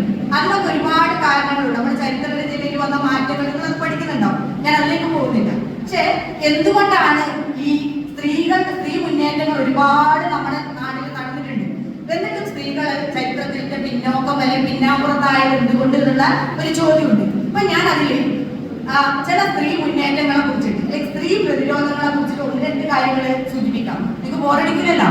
അപ്പൊ ഇതിലൊരു കാര്യമുള്ളത്, ഇപ്പൊ നിങ്ങൾ നമ്മുടെ നാടൻ പാട്ടുകളൊക്കെ നോക്കിയാൽ മതി. നമ്മുടെ കേരളത്തിലെ നാടൻ പാട്ടുകൾ പോട്ടെ, നമ്മുടെ വടക്കൻ പാട്ട് നോക്കിയാൽ മതി. വടക്കൻ പാട്ടിൽ ഏറ്റവും ശക്തിയായ കഥാപാത്രമുണ്ട്, അതായത് ഉണ്ണിയാർച്ച അല്ലെ. ഉണ്ണിയാർച്ചനെ ഭയങ്കര ഇഷ്ടമാണ്. കാരണം നിങ്ങൾ നോക്കും, ഉണ്ണിയാർച്ച ജീവിച്ചിരിപ്പുണ്ടോ നമുക്ക് അറിയില്ല കേട്ടോ. അതൊരു സാങ്കല്പിക 16ാം നൂറ്റാണ്ടിൽ എഴുതപ്പെട്ടതാണ് വടക്കൻ പാട്ട്. അപ്പൊ ഈ ഉണ്ണിയാർച്ചനെ പോലുള്ള, അതായത് അവളുടെ ഭർത്താവ് കുഞ്ഞിരാമനേക്കാളും ധൈര്യവതിയാണ് എന്നുള്ള പാട്ടൊക്കെ ഉണ്ടല്ലോ. അപ്പൊ ഈ ഉണ്ണിയാർച്ചക്ക് ഇങ്ങനെ ഒരു ധൈര്യം എങ്ങനെ വരുന്നു? അന്നത്തെ സാമൂഹ്യ വ്യവസ്ഥയ്ക്കകത്ത് സ്ത്രീക്ക് ഉണ്ടായിരുന്ന ഒരു പ്രാധാന്യത്തെയായിരിക്കില്ല സൂചിപ്പിക്കുന്നത്. അങ്ങനെ ആയിരിക്കാം, നമുക്ക് കൃത്യമായിട്ട് അറിയില്ലത്. അപ്പൊ അത്തരത്തിലുള്ള കഥാപാത്രങ്ങൾ നമ്മുടെ ചരിത്രത്തിലുണ്ട്.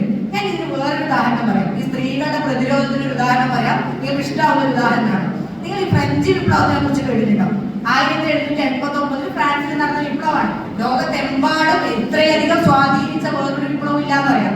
ഫ്രഞ്ച് വിപ്ലവത്തിന് 3 പ്രധാനപ്പെട്ട ആശയങ്ങളുണ്ട് അല്ലെ. സമത്വം, സാഹോദര്യം, സ്വാതന്ത്ര്യം. ലോകത്തെല്ലായിടത്തും ചർച്ച ചെയ്യപ്പെട്ടിട്ടുണ്ട്. കേരളത്തിലൊക്കെ ഏറ്റവും കൂടുതൽ സഹോദരനെ സംസാരിച്ചത് ഫ്രഞ്ച് വിപ്ലവത്തിനെ കുറിച്ചിട്ടാണ്. അങ്ങനെയുള്ള ഫ്രഞ്ച് വിപ്ലവത്തിൽ പങ്കെടുത്ത സ്ത്രീകളെ കുറിച്ച് നിങ്ങൾ കേട്ടിട്ടുണ്ടോ? നിങ്ങൾ ആലോചിച്ച് നോക്കി. നമ്മൾ സ്കൂളിൽ പഠിക്കുന്നുണ്ട്, കോളേജിൽ പഠിക്കുന്നുണ്ട് ഫ്രഞ്ച് വിപ്ലവം. അതിൽ ഏതെങ്കിലും ഒരു സ്ത്രീ പങ്കെടുത്തതായിട്ട് നിങ്ങൾ പഠിച്ചിട്ടുണ്ടോ? ഇല്ലല്ലോ, സാധാരണ ഉണ്ടാവില്ല. സ്ത്രീകളെ കുറിച്ചിട്ട് ഫ്രഞ്ച് വിപ്ലവത്തിലെ സ്ത്രീകളെ കുറിച്ച് എവിടെയും നമ്മൾ പഠിക്കുന്നില്ല. പുരുഷന്മാരെ കുറിച്ച് പഠിക്കുന്നുണ്ട് നമ്മൾ. അപ്പൊ അതിൽ ഒരുപാട് സ്ത്രീകൾ പങ്കെടുത്തിട്ടുണ്ട്. അതിലൊരു സ്ത്രീനെ കുറിച്ച് പറയാനാണ് ഞാൻ ആഗ്രഹിക്കുന്നത്. ആ ഒരു സ്ത്രീയുടെ പേര് ഒളിംപി ഘോഷെ എന്നാണ് അവരുടെ പേര്. അതിന് സ്പെല്ലിംഗ് പറയാണ് ഒളിമ്പസ് ഡി ഘോഷെ എന്നൊക്കെയാണ് സ്പെല്ലിംഗ് പറയേണ്ടത്. ഒളിംപി ഘോഷെ എന്നാണ് ആ ഒരു സ്ത്രീയുടെ പേര്. അവർ ഫ്രഞ്ച് വിപ്ലവത്തിൽ വളരെ സജീവമായിട്ട് പങ്കെടുത്ത ഒരു സ്ത്രീയാണ്. അവരുടെ പ്രത്യേകത എന്ന് പറയുന്നത്, ഈ ഫ്രഞ്ച് വിപ്ലവത്തെ തുടർന്ന് 1789 ഫ്രഞ്ച് വിപ്ലവം. അത് അവർ പങ്കെടുത്തു. അതിനുശേഷം 1792 ഇവർ കൊല്ലപ്പെടുകയാണ് ചെയ്തത്. അങ്ങനെ ഒരു ഫെമിനിസ്റ്റ് പ്രസ്ഥാനത്തിന്റെ ആദ്യത്തെ രക്തസാക്ഷിയായിട്ടാണ് ഈ ഒളിമ്പസ് ഡി ഘോഷനെ കണക്കാക്കുന്നത്. അപ്പൊ അതിലൊരു പ്രത്യേകത ഉള്ളതെന്ന് വെച്ചാല്, ഈ ഫ്രഞ്ച് വിപ്ലവം കഴിഞ്ഞിട്ട് അവിടെ ഒരു ഭരണകൂടം, ഒരു സ്റ്റേറ്റ് നിലവിൽ വരുവാണ്. ആ സ്റ്റേറ്റ് ഒരു പ്രഖ്യാപനം നടത്തുന്നുണ്ട്. ആ പ്രഖ്യാപനത്തിന്റെ പേരുകൾ ക്ലാസ്സിലൊക്കെ പഠിച്ചിട്ടുണ്ടാവും. Declaration of rights of man and citizen. Declaration of rights of man and citizen. പുരുഷനല്ല, മനുഷ്യനാണ് മാൻ എന്നുള്ളത് ഉദ്ദേശിക്കുന്നത്.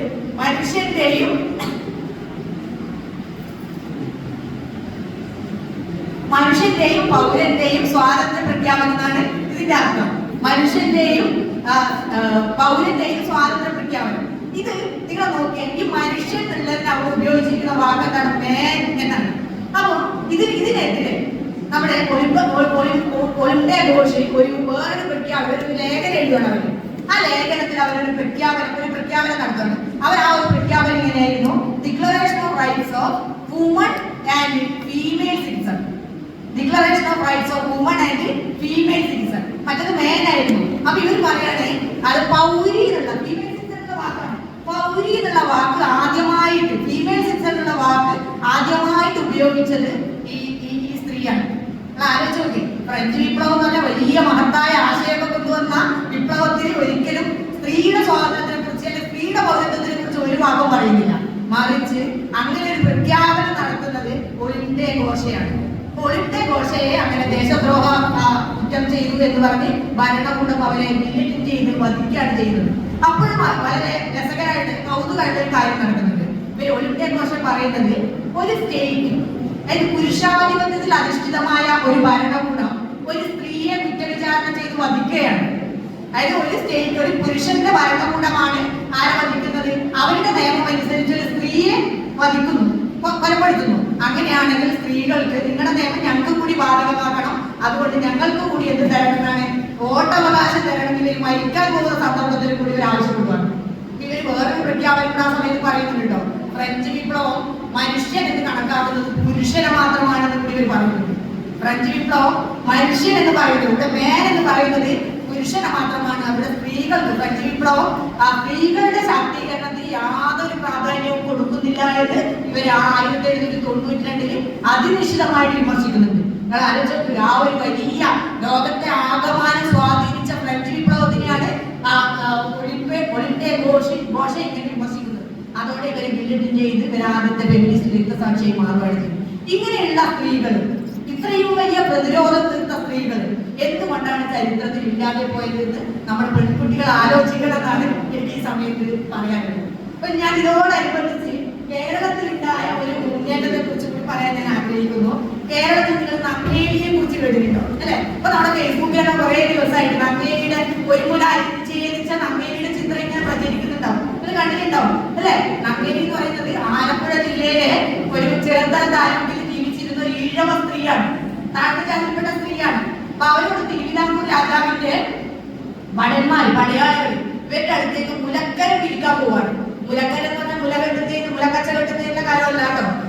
സ്ത്രീകൾക്ക് പണിയെടുക്കുന്ന സ്ത്രീകൾ കൊടുക്കേണ്ട നമ്മൾ ഇന്ന് പറയുന്ന തൊഴിൽ നികുതിയാണ്. ആ നികുതിയാണ് മുലക്കരം എന്ന് പറയുന്നത്. അപ്പൊ മുലക്കരം പിരിക്കാൻ വേണ്ടി ഇവർ പടയാളികൾ പോയപ്പോൾ ഇവർക്ക് പണമില്ല. അപ്പൊ അവരെന്താ ചെയ്യുന്നതെന്ന് വെച്ചാൽ അവരുടെ ഒരു മുല ഛേദിച്ച് ഒരു ചേമ്പിലേക്ക് വെച്ചിട്ട് പടയാളികൾക്ക് കൊണ്ട് കൊടുക്കുകയാണ്. ഒരു സ്ത്രീയുടെ ഏറ്റവും ശക്തമായ പ്രതിരോധമാണ്. അപ്പൊ കൊടുത്തപ്പോൾ അവരിങ്ങനെ രക്തം വാങ്ങിച്ച് അവർ മരിച്ചുപോയി എന്നാണ്. അങ്ങനെ കേരളത്തിൽ തന്നെ ആദ്യത്തെ സ്ത്രീ പ്രതിരോധത്തിന്റെ രക്തസാക്ഷി കൂടിയാണ് നങ്ങേലി എന്ന് പറയുന്നത്. അത് ചരിത്രപരമാണെന്ന് നമുക്ക് കൃത്യമായിട്ട് പറയാൻ കഴിയില്ല. പക്ഷെ അവിടെ നങ്ങേലി പറമ്പൊക്കെ ഉണ്ട്. പറഞ്ഞത് അവിടെ നങ്ങേലി പറമ്പൊക്കെ ഉണ്ട്. ഇപ്പോഴൊരു സ്ഥലത്തിന്റെ പേര് നങ്ങേലി പറമ്പ് എന്നൊക്കെയാണ്, മുലപ്പറമ്പ് എന്നൊക്കെയാണ്. അപ്പൊ ഇത് തെളിയിക്കുന്നത് അത് ചരിത്രമാണോ അല്ലയോ എന്നുള്ള വസ്തുതയ്ക്ക് അപ്പുറത്തായിട്ട് നമ്മുടെ ചിന്തകളിൽ, നമ്മുടെ സാമൂഹ്യ അവസ്ഥകളിൽ ഇങ്ങനെയുള്ള സ്ത്രീ കഥാപാത്രങ്ങൾ ഉണ്ടായിരുന്നു എന്നുള്ളത് തന്നെ ഏറ്റവും വലിയ ഉദാഹരണമാണ് നമ്മൾ മനസ്സിലാക്കേണ്ടത്. അപ്പൊ പിന്നീട് നങ്ങേലിയുടെ അവന്റെ ഭർത്താവ് കണ്ടപ്പൻ ഓടി വരുന്നു. ഇത് കണ്ട് അദ്ദേഹം ഇവരുടെ ചിതയിൽ ചാടിയിട്ട് മരിച്ചു ആത്മാഹുതി ചെയ്തു എന്നൊക്കെയാണ് നമ്മുടെ ഈ കഥ പറയുന്നത്. അപ്പൊ ഞാൻ പറഞ്ഞു വരുന്നത്, അതുപോലെ നിരവധിയായ സ്ത്രീ സമരങ്ങൾ കേരളത്തിൽ തന്നെ ഉണ്ടായിട്ടുണ്ട്. ഇപ്പൊ 1857 കേരളത്തിലല്ല, 57 കലാപം നമുക്കറിയാം. ഞാനത് വിശദമായിട്ട് അതിലേക്കൊന്നും പോകുന്നില്ല. നമ്മുടെ പുസ്തകങ്ങളിലൊക്കെ ഝാൻസി റാണിനെ കുറിച്ച് മാത്രം പഠിക്കും. ഝാൻസി റാണി വാളയത്തി കുറിച്ചുകൊണ്ടിരുന്ന ചിത്രങ്ങളൊക്കെ നമ്മൾ പൊതുവെ പഠിക്കുന്നത്. പക്ഷെ അതിനപ്പുറത്തായിട്ട് ഒരുപാട് അധസ്ഥിത വിഭാഗത്തിൽ നിന്നുള്ള നിരവധിയായ സ്ത്രീകൾ 1857 ഒന്നാം സ്വാതന്ത്ര്യ സമരം, ശിപ്പായി യൂണിയൻ എന്നൊക്കെ പറയുന്ന കലാപത്തിൽ പങ്കെടുത്തിട്ടുണ്ട് എന്നുള്ളത് ഈ അടുത്ത കാലത്ത് കറക്റ്റ് ചരിത്രങ്ങളിലൊക്കെ പഠനങ്ങളിലൊക്കെ പുറത്തു വന്നിട്ടുണ്ട്. ഇപ്പൊ കേരളത്തിൽ നോക്കുകയാണെങ്കിൽ 1829 മുതൽ 1859 വരെയുള്ള കാലഘട്ടങ്ങളിൽ മാറുമറിക്കൽ കലാപം നടന്നിട്ടുണ്ട്. പണ്ട് സ്ത്രീകൾക്കൊന്നും മാറുമറിക്കാനുള്ള അവകാശമില്ല. ഉയർന്ന ജാതിയിൽപ്പെട്ട സ്ത്രീകൾക്ക് മാത്രമേ മാറുമറിക്കാൻ പാടുള്ളൂ. താഴ്ന്ന ജാതിയിൽപ്പെട്ട സ്ത്രീകൾക്ക് മാറുമറിക്കാൻ പറ്റില്ല. അപ്പൊ അതിനു വേണ്ടിയുള്ള സമരങ്ങളിൽ ഏർപ്പെട്ട സ്ത്രീകള്, അതിനുവേണ്ടി നിരവധിയായ മർദ്ദനങ്ങളിലേക്ക് വാങ്ങിയ നിരവധിയായ സ്ത്രീകളുടെ അതുപോലെ തന്നെ മുക്കുത്തി അണിയാൻ വേണ്ടിയിട്ട് പണ്ട് ആഭരണങ്ങളൊന്നും എല്ലാവർക്കും അണിയാൻ പറ്റില്ല. അതിന് ജാതിയുണ്ട്, എല്ലാ ജാതിക്കാർക്ക് ആഭരണങ്ങൾ അണിയാൻ പാടില്ല. അപ്പൊ മുക്കുത്തി അണിയാൻ വേണ്ടിയിട്ട് ആറാട്ടുപുഴ വേലായുധ പണിക്കരുടെ നേതൃത്വം നടത്തിയ സമരങ്ങൾ അദ്ദേഹം അങ്ങനെ കൊല്ലപ്പെടുന്നതാണ്. ആറാട്ടുപുഴ വേലായുധ പണിക്കർ അങ്ങനെ ഒരുപാട് സമരങ്ങൾ, പ്രതിരോധങ്ങൾ സ്ത്രീകളുടെ ഭാഗത്തു നിന്ന് കേരളത്തിൽ ഉണ്ടായിട്ടുണ്ട്. ഇതിൽ ഞാൻ ഏറ്റവും കൂടുതൽ പറയാൻ ആഗ്രഹിക്കുന്ന ഒരു കാര്യം പറയുന്നത്, നമ്മുടെ കേരളത്തിൽ 19ാം നൂറ്റാണ്ടിന്റെ തുടക്കം മുതൽ ഉണ്ടായിരുന്ന നവോത്ഥാന പ്രസ്ഥാനങ്ങൾ നമുക്കറിയാം. അയ്യാവയ്യപ്പ സ്വാമികൾ, ശ്രീനാരായണ ഗുരു, അതിലൊക്കെ മഹാത്മാ അയ്യങ്കാളിയുടെ നേതൃത്വത്തിൽ നടന്ന ഒരുപാട് സമരങ്ങളുണ്ട്. ഞാൻ ആ സമരങ്ങളെ കുറിച്ചൊന്നും പറയുന്നില്ല. അതിൽ എടുത്തു പറയാൻ ഞാൻ ആഗ്രഹിക്കുന്ന ഒരു സമരം എന്ന് പറയുന്നത് അയ്യങ്കാളിയുടെ നേതൃത്വത്തിൽ 1914 നടന്ന കാർഷിക സമരമാണ്. ഈ കാർഷിക സമരം എന്ന് കേൾക്കുമ്പോൾ നമ്മൾ വിചാരിക്കും അതെന്തോ കൂലി വർദ്ധിപ്പിക്കാൻ നടത്തിയ സമരമാണ്. അത് ഞങ്ങളുടെ കുട്ടികളെ സ്കൂളിൽ പ്രവേശിപ്പിക്കുന്നില്ലെങ്കിൽ നിങ്ങളുടെ പാഠങ്ങൾ ഞങ്ങൾ മുട്ടിപ്പുല്ല് വിളയിപ്പിക്കും എന്നുള്ള വലിയൊരു വിപ്ലവകരമായ മുദ്രാവാക്യം ഉയർത്തിക്കൊണ്ട് അയ്യങ്കാളിയുടെ നേതൃത്വത്തിൽ നടന്ന സമരമാണ്.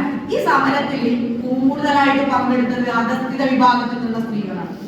അങ്ങനെ സ്ത്രീകളെ എവിടെയില്ലെങ്കിൽ ഇവരൊക്കെ ഇങ്ങനെയുള്ള സമരങ്ങളൊന്നും പങ്കെടുക്കില്ലല്ലോ. അപ്പൊ കൂടുതൽ ഭൂരിപക്ഷം പേരും ഈ സമരത്തിൽ പങ്കെടുത്തത്, ഈ അയ്യങ്കാളിയുടെ നേതൃത്വത്തിൽ നടന്ന കാർഷിക സമരത്തിൽ പങ്കെടുത്തത് സ്ത്രീകളായിരുന്നു. പിന്നീട് നമുക്കറിയാം അയ്യങ്കാളി ആദ്യമായിട്ട് ഒരു കുട്ടിയെ സ്കൂളിൽ പ്രവേശിപ്പിച്ചത് 1914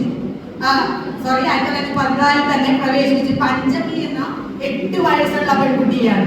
നിങ്ങൾ ആലോചിച്ച് നോക്കണം, എന്തുകൊണ്ടാണ് അയ്യങ്കാളി ഒരു പെൺകുട്ടിയെ സ്കൂളിൽ പ്രവേശനത്തിന് തെരഞ്ഞെടുത്തത്? ഇവിടെ മുജാരിയൻ എന്ന ഒരു പദ്ധതി വിഭാഗത്തിൽപ്പെടുന്ന ഒരാളുടെ മകളായിരുന്നു 8 വയസ്സുള്ള പഞ്ചമി. അവിടെയാണ് ഇദ്ദേഹം ഊരുട്ടമ്പല സ്കൂളിൽ പ്രവേശിപ്പിക്കുന്നത്. അധ്യാപകർക്ക് സമ്മതിക്കുന്നില്ല. അധ്യാപകരുടെ എതിർപ്പ് വകവെക്കാണ്ട് അയ്യങ്കാളി ഇവിടെ സ്കൂളിൽ ചേർക്കുവാണ്. സവർണ വിഭാഗം അന്ന് രാത്രി തന്നെ സ്കൂള് തീവെച്ച് നശിപ്പിച്ചു. ഇപ്പൊ നമ്മുടെ ഗവൺമെന്റ് ആ സ്കൂളിന് പഞ്ചമിയുടെ പേരാണ് നൽകിയിരിക്കുന്നത്. പത്രത്തിൽ വായിച്ചിട്ടുണ്ടാവും. അപ്പൊ അങ്ങനെ ഞാൻ പറയുന്നത്, എന്തുകൊണ്ടായിരിക്കും നവോത്ഥാന നായകർ സ്ത്രീകളുടെ പ്രാധാന്യം, സ്ത്രീകളുടെ ചരിത്രത്തിലുള്ള പ്രാധാന്യം മനസ്സിലാക്കിയവരായിരുന്നു കേരളത്തിലെ നവോത്ഥാന നായകർ എന്നാണ് ഞാൻ പറയാൻ ശ്രമിക്കുന്നത്. അതോടൊപ്പം തന്നെ 1915 അയ്യങ്കാളിയുടെ നേതൃത്വത്തിൽ നടന്ന ഒരു സമരം, അതും സ്ത്രീകളുടെ സമരമായിരുന്നു. കല്ലുമാല സമരം നിങ്ങൾ കേട്ടിട്ടുണ്ടാവും. ഞാൻ നേരത്തെ സൂചിപ്പിച്ചതുപോലെ തന്നെ നമ്മൾ ഇന്ന് അയ്യുന്ന പോലെ സ്വർണ്ണം കൊണ്ടോ അല്ലെങ്കിൽ വെള്ളി കൊണ്ടോ ഉള്ള ആഭരണങ്ങൾ ധരിക്കാൻ അന്നത്തെ സാധാരണക്കാർക്ക് അവർക്ക് അനുവദിച്ചിരുന്നില്ല. അപ്പൊ അധസ്ഥിത വിഭാഗത്തിൽപ്പെട്ട ആളുകൾ ധരിച്ചിരുന്നത് കല്ല് കൊണ്ടുള്ള ആഭരണങ്ങൾ, ഗ്ലാസ് പൊട്ടിച്ച ചില്ല് ഗ്ലാസ് ഉണ്ടാവുമല്ലോ, അതിനെ കൊണ്ടുള്ള ആഭരണങ്ങളാണ് ഇവർ ധരിച്ചിരുന്നത്. ഇത് അടിമത്തത്തിന്റെ പ്രതീകങ്ങളായിരുന്നു. അയ്യങ്കാളി കൊല്ലത്ത് പീരങ്കി മൈതാനത്ത് ഒരു വലിയ യോഗം വിളിച്ചു കൂട്ടുവാണ്, സ്ത്രീകളുടെ യോഗം വിളിച്ചു കൂട്ടുവാണ്. അതിന് 4000-ഓളം സ്ത്രീകൾ പങ്കെടുത്തെന്നാണ് പറയുന്നത്. ഈ 4000-ഓളം സ്ത്രീകൾ പങ്കെടുത്ത യോഗത്തിൽ അയ്യങ്കാളി സ്ത്രീകളോട് ആഹ്വാനം ചെയ്തത്, നിങ്ങളുടെ അടിമത്തത്തിന്റെ പ്രതീകങ്ങളായ ഈ കല്ലുകളും മാലകളൊക്കെ, നിങ്ങൾ കല്ലുമാലകളൊക്കെ, ഈ ഗ്ലാസിന്റെ മാലയൊക്കെ നിങ്ങൾ ഉപേക്ഷിക്കും. അങ്ങനെ സ്ത്രീകൾ ഒന്നടങ്കം അയ്യങ്കാളിയുടെ ഐക്യദാർഢ്യം പ്രകടിപ്പിച്ചുകൊണ്ട് അവരുടെ ഈ അടിമത്തത്തിന്റെ പ്രതീകങ്ങൾ ഉപേക്ഷിക്കുകയാണ് ചെയ്തത്. ഇതാണ് കല്ലുമാല സമരം. 1915 കല്ലുമാല സമരം എന്ന് ചരിത്രത്തിൽ ഇടം നേടിയത്. അതിനോടൊപ്പം ഏറ്റവും പ്രശസ്തമായ ഒരു സംഭവം കൂടി ഈ സ്ത്രീ പ്രതിരോധത്തിനോടൊപ്പം ഞാൻ അതുകൊണ്ട് തന്നെ അവസാനം പറയാൻ ആഗ്രഹിക്കുന്നത്, പറയാൻ ശ്രമിക്കുന്നത്, 1905 കേരളത്തിൽ നടന്ന ഒരു പ്രധാനപ്പെട്ട ഒരു സംഭവമുണ്ട്. കുറിയെടുത്ത് താത്രിയുടെ സ്മാർത്ത വിചാരം നിങ്ങളൊക്കെ കേട്ടിട്ടുണ്ടാവും. ഇതിന് വളരെ ചരിത്രപരമായ രേഖകളോടുകൂടിയ ഇപ്പം ഉള്ള ഒരു സംഭവമാണ് 1905 നടന്നത്.